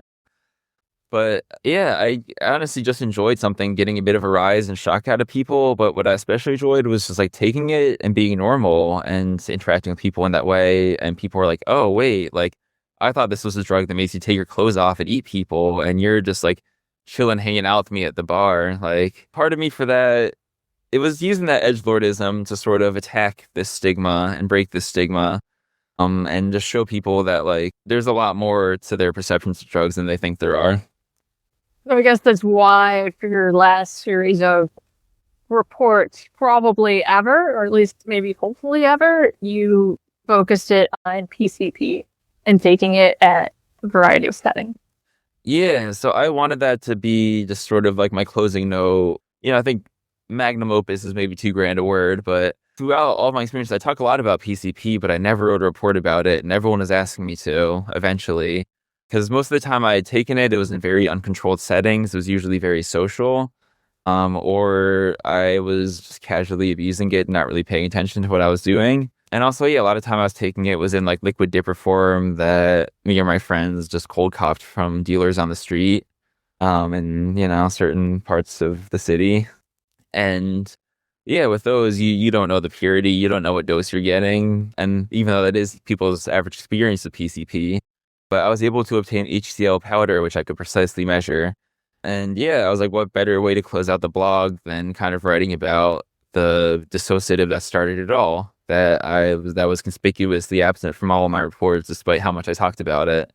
And I was like, I think just I want to demonstrate how versatile this compound is, how it can be applied in so many different ways, how it can be taken in ways and contexts where it isn't really harmful, even though people think it may be. So I decided this was going to be 3 reports, and I was going to explore 3 very contrasting settings because setting matters so much to it. And I wanted to see how the drug interacted with these settings and demonstrate that, like, yes, I can navigate these settings and not be destroyed. So, I did one at home for baseline. I did one exploring an abandoned incinerator site with one of my dear friends on a very cold night. And then I did one where I went by myself to our local art museum and just walked around the art museum by myself on PCP. And I do want to like destigmatize PCP. I want to have people know that maybe it's not so scary, that maybe it'll encourage people to actually study it scientifically one day. But, I can't talk about it without saying that, yes, it can be a very harmful drug. it can be very dangerous, but drugs are neutral. They're reflective of the people and the environment in which they're used. And the vast majority of PCP use, it's in very high stress, potentially violent, chaotic environments. It's people taking doses that are just impossible to measure. And it's people who already have severe mental illnesses or are already prone to violence and aggression, people that might start a fight when they're drunk anyway. But I mean, yeah, taken in these contexts by people who have these underlying problems, it can be very dangerous. And, you gotta still remember that this is something that can be used for healing, can be used in a casual way to enhance your life, but it must be done very responsibly. So even when you did it in more controlled settings or more planned settings, I guess is a better word, did you notice sort of a dangerous or risky edge kind of leaking into the experience? Oh yeah, it's I think the most dangerous thing about it, especially when you're out in public, is it feels like you're in a video game. Like it feels like you're in GTA, and you got to remember yourself that your actions have consequences. No, you can't just run up and punch that stranger and have a bundle of cash appear over their body. Like you gotta always remember the real life consequences. And I can see it being very dangerous for people who don't. And like I said, I want to destigmatize PCP, but I don't want to encourage wanton, reckless usage. People need to hopefully encounter it in a way where they can reliably measure a dose and place themselves in settings that they know for a fact they can navigate. Like, I'm very experienced with tripping alone in public, so I had no issue going to an art museum. I do not think anyone should do that the first time they're doing PCP. Oh man, that's wild. I don't know. I haven't read that much about PCP. I just vaguely know about it being like associated with people having psychotic episodes. And then in one of Oliver Sacks's books, he talks about there was a party where people were going to be using PCP, and he got to the party late, and by the time he got there, everybody was just really out of it, and they were spreading like shit on the wall, and just like it was a complete wreck. So when I think of PCP, I think of that, and you're like, no, I went to an art museum. Yeah, and I mean, a lot of my friends use it too in different form, and like just chill, hang out, play video games. None of them have had a crazy violent freak out on it. Some of them actually do live in very like chaotic, high stress settings. It depends on the person. Like alcohol causes a lot of psychotic violence too, and I think, like I said, if there is somebody who is prone to violence on alcohol, they'll probably be prone to violence on PCP, but that'll be compounded with this solipsistic, godlike mania where you feel like there's no consequences for your actions. You get when the mania really hits, you're like, wow, every possible thing I can do right now is the correct thing to do. I cannot do anything wrong. Every action I'm doing, I'm like being guided by divine light and justified. And I think that's where a lot of this insane behavior comes from.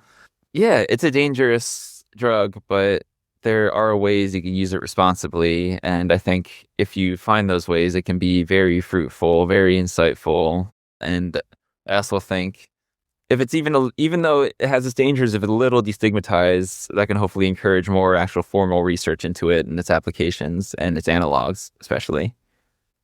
Yeah, I can't think of like an fMRI study with PCP at this point. So it's been a lot of animal studies and a lot of in vitro studies, but no humans quite yet. But yeah, to me, like what I've read about it suggests out of all the drugs that people claim are psychotomimetics, models of psychosis, it sounds the most similar, just given its like dopaminergic activity with glutamatergic activity.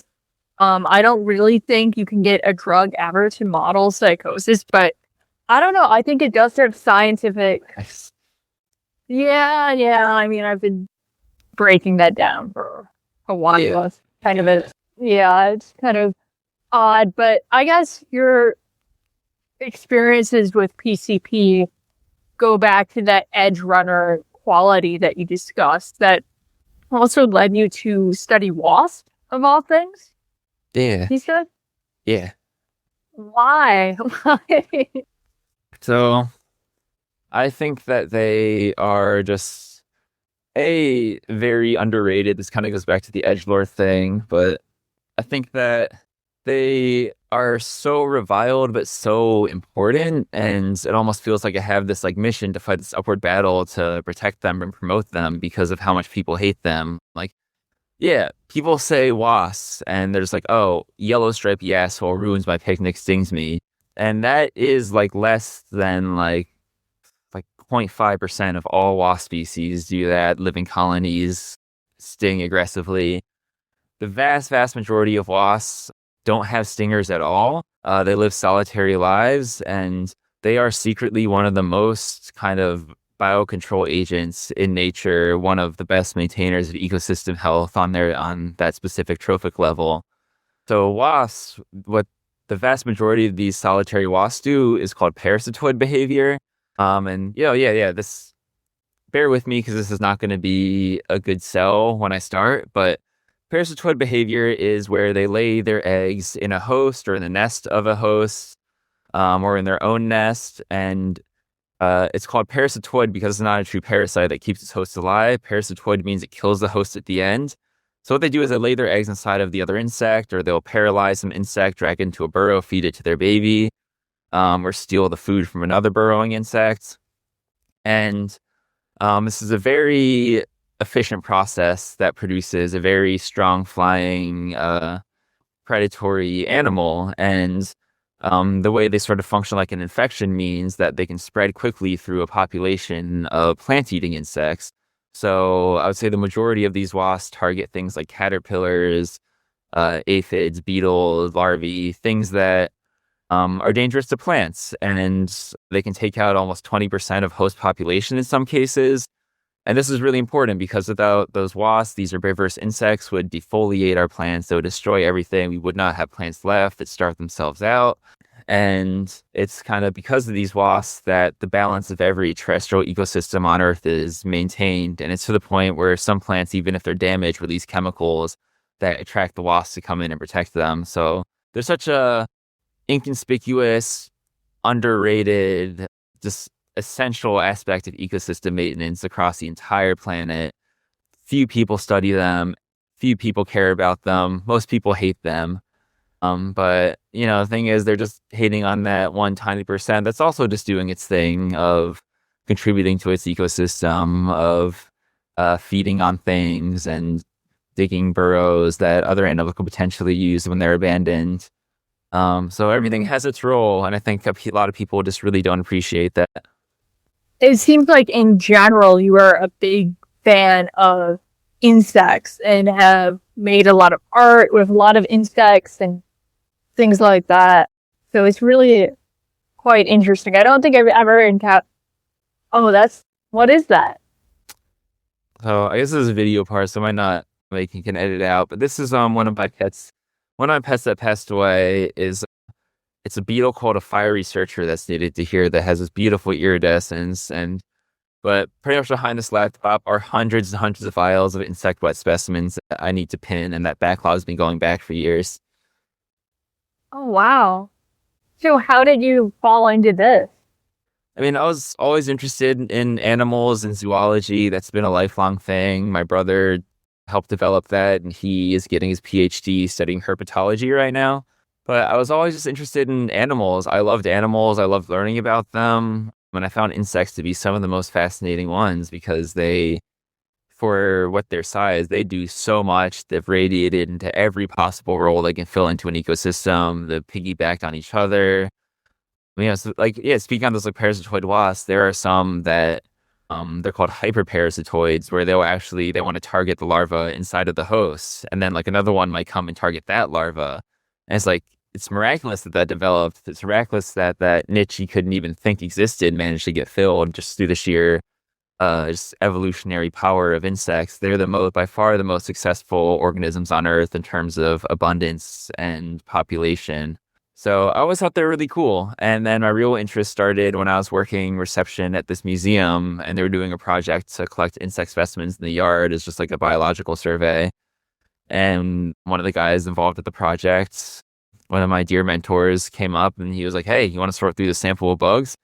I was like, yeah, I got nothing to do. Let me check it out. And I was like, wow, this is the coolest thing ever to encounter them, look so close, to actually see what the diversity is here. And that's kind of where it started. I was a major in geology at the time, but I changed to bio. And I started volunteering at the entomology department of a museum.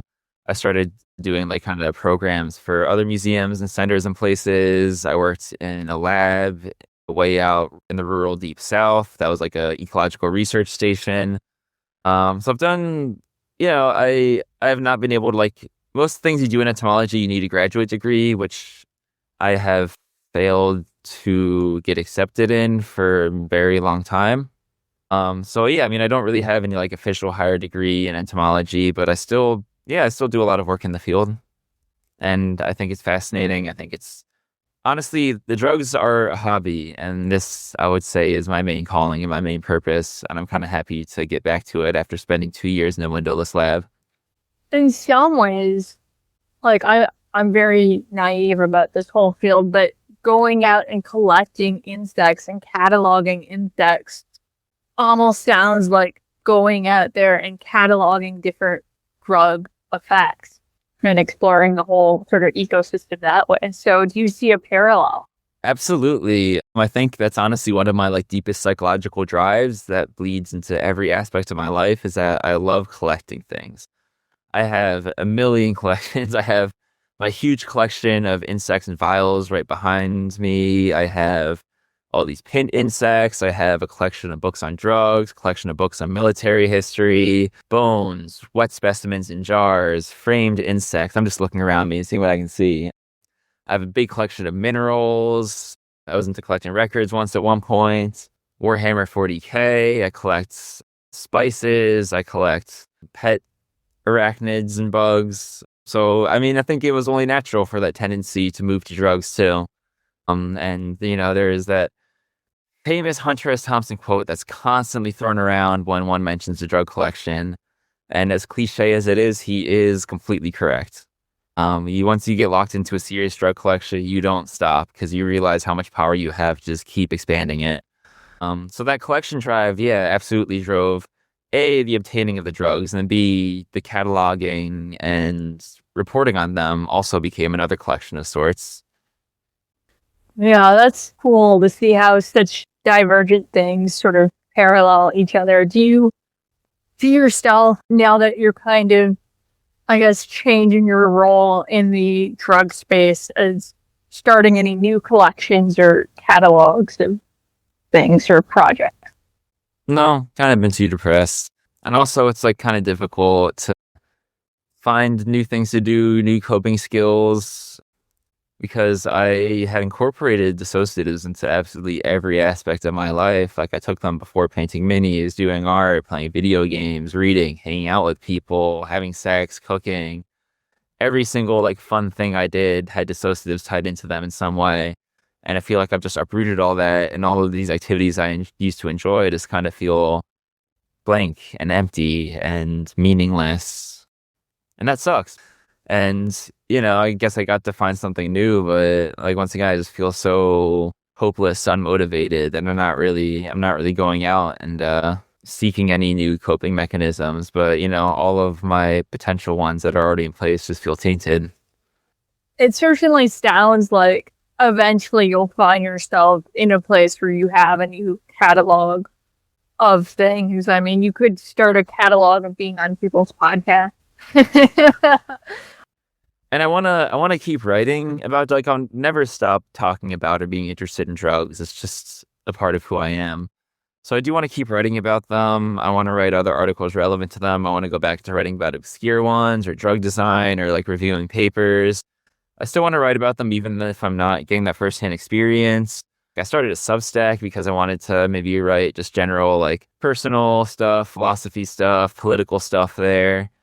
I kind of want to use the platform I have to be more outspoken about politics. I didn't really do that before because I was very nervous about that intersecting with my life of what I was using. But now that I'm kind of stopping that and have kind of cleaned house, so to speak, as a result of like a lot of the organizing work I've been doing recently, and prepared for what may happen. I feel comfortable being a lot more outspoken politically on the platform I have.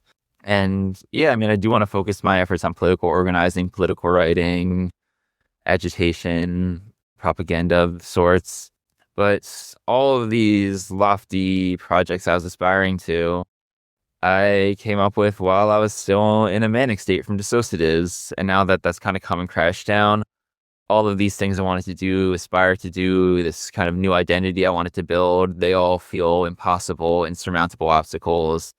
Like it was an essay that I was being paid to write sort of about my stopping.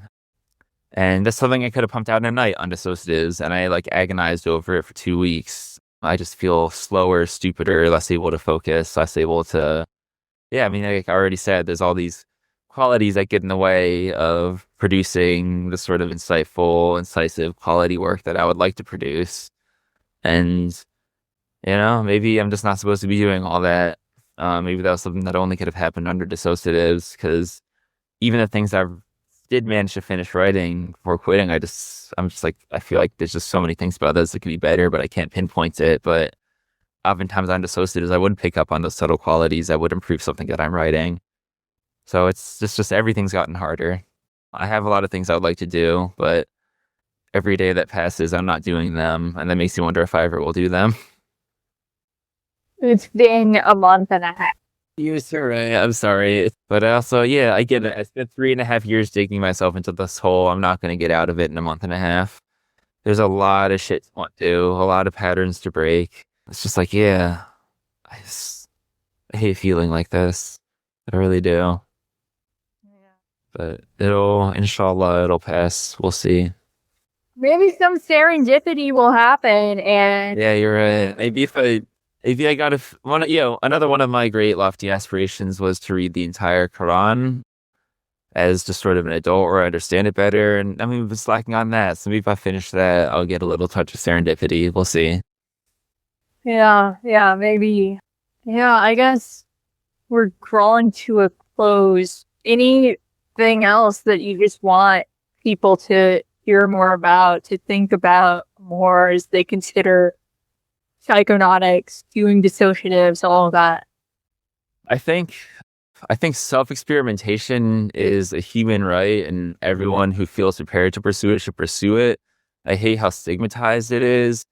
I think people should be allowed to take the responsibility of taking an informed risk, and that shouldn't be a problem. And it, to me, is almost, for those who feel like they can do it, it is a sacred duty to do so.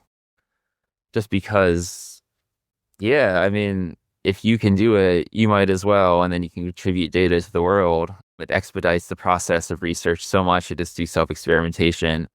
And it's, of course, a dangerous game. There's plenty of people who have died doing self-experiments. And I think just what I want the most now is to just prevent that from happening. I know that there's a lot of people wanting to get into psychonautics, people who have directly told me they're inspired by me. And I want to be a good role model for them. I want to be a good mentor for them. And I want to make sure that as they produce this very important data, they're not doing anything that's going to destroy themselves. And yeah, I think that's honestly it for me. Yeah, I mean, sometimes I wonder if like the philosophy of psychonautics is applied to other practices and extreme experiences. Like if people learn different forms of like meditation, or I don't know, did like ultra running or something like that, and like applied the same like sort of philosophy where people had like a trip report. I feel like that would be delightful. And yeah, that is a psychoactive experience. I mean, something I've been doing recently is testing the real dangers of a lot of the insects that live around us because I read about them. There is already a scientist who's embarked on this self-experiment named Justin Schmidt, who let himself get stung by a wide variety of stinging insects from around the world and then ranked them. Not following those footsteps, but it still kind of scratches that self-experimentation itch to be like, I wonder if this insect actually stings, or I wonder how bad this caustic secretion from this insect actually feels. With the psychedelic, with the drug self-experimentation, there was absolutely an element of masochism to it. There were experiences that were really painful, uncomfortable, felt completely useless. As part of the territory, like self-experimentation is not always going to be fun. You're often going to have experiences where you just waste a whole day just to get threshold effects. If I can make another analogy, it's like if you want to be a naturalist, it's exploring the jungle. You don't go into the jungle and come out without some scratches, some stings, a lot of sweat, heat exhaustion, and misery, But you get the beauty of the experience. You get the beauty of experimentation, of potentially, being the first to explore this or collect important data on this. And I just think those who think they can take it should do it. It's absolutely not for everybody. Wow. Well, your story is unlike any I've heard elsewhere. And yeah, thank you for sharing so much. I hope people follow more of your writing, and I'm sure there will be interesting things to come of it in the future. Thank you so much for having me. This was really nice. Alrighty, that's it for today's episode. If you enjoyed it, please consider sharing it with somebody who you think might also find it fascinating. And just remember to keep going further. Till next time, hope to see you tuning in and turning on to the next episode of the Further Podcast.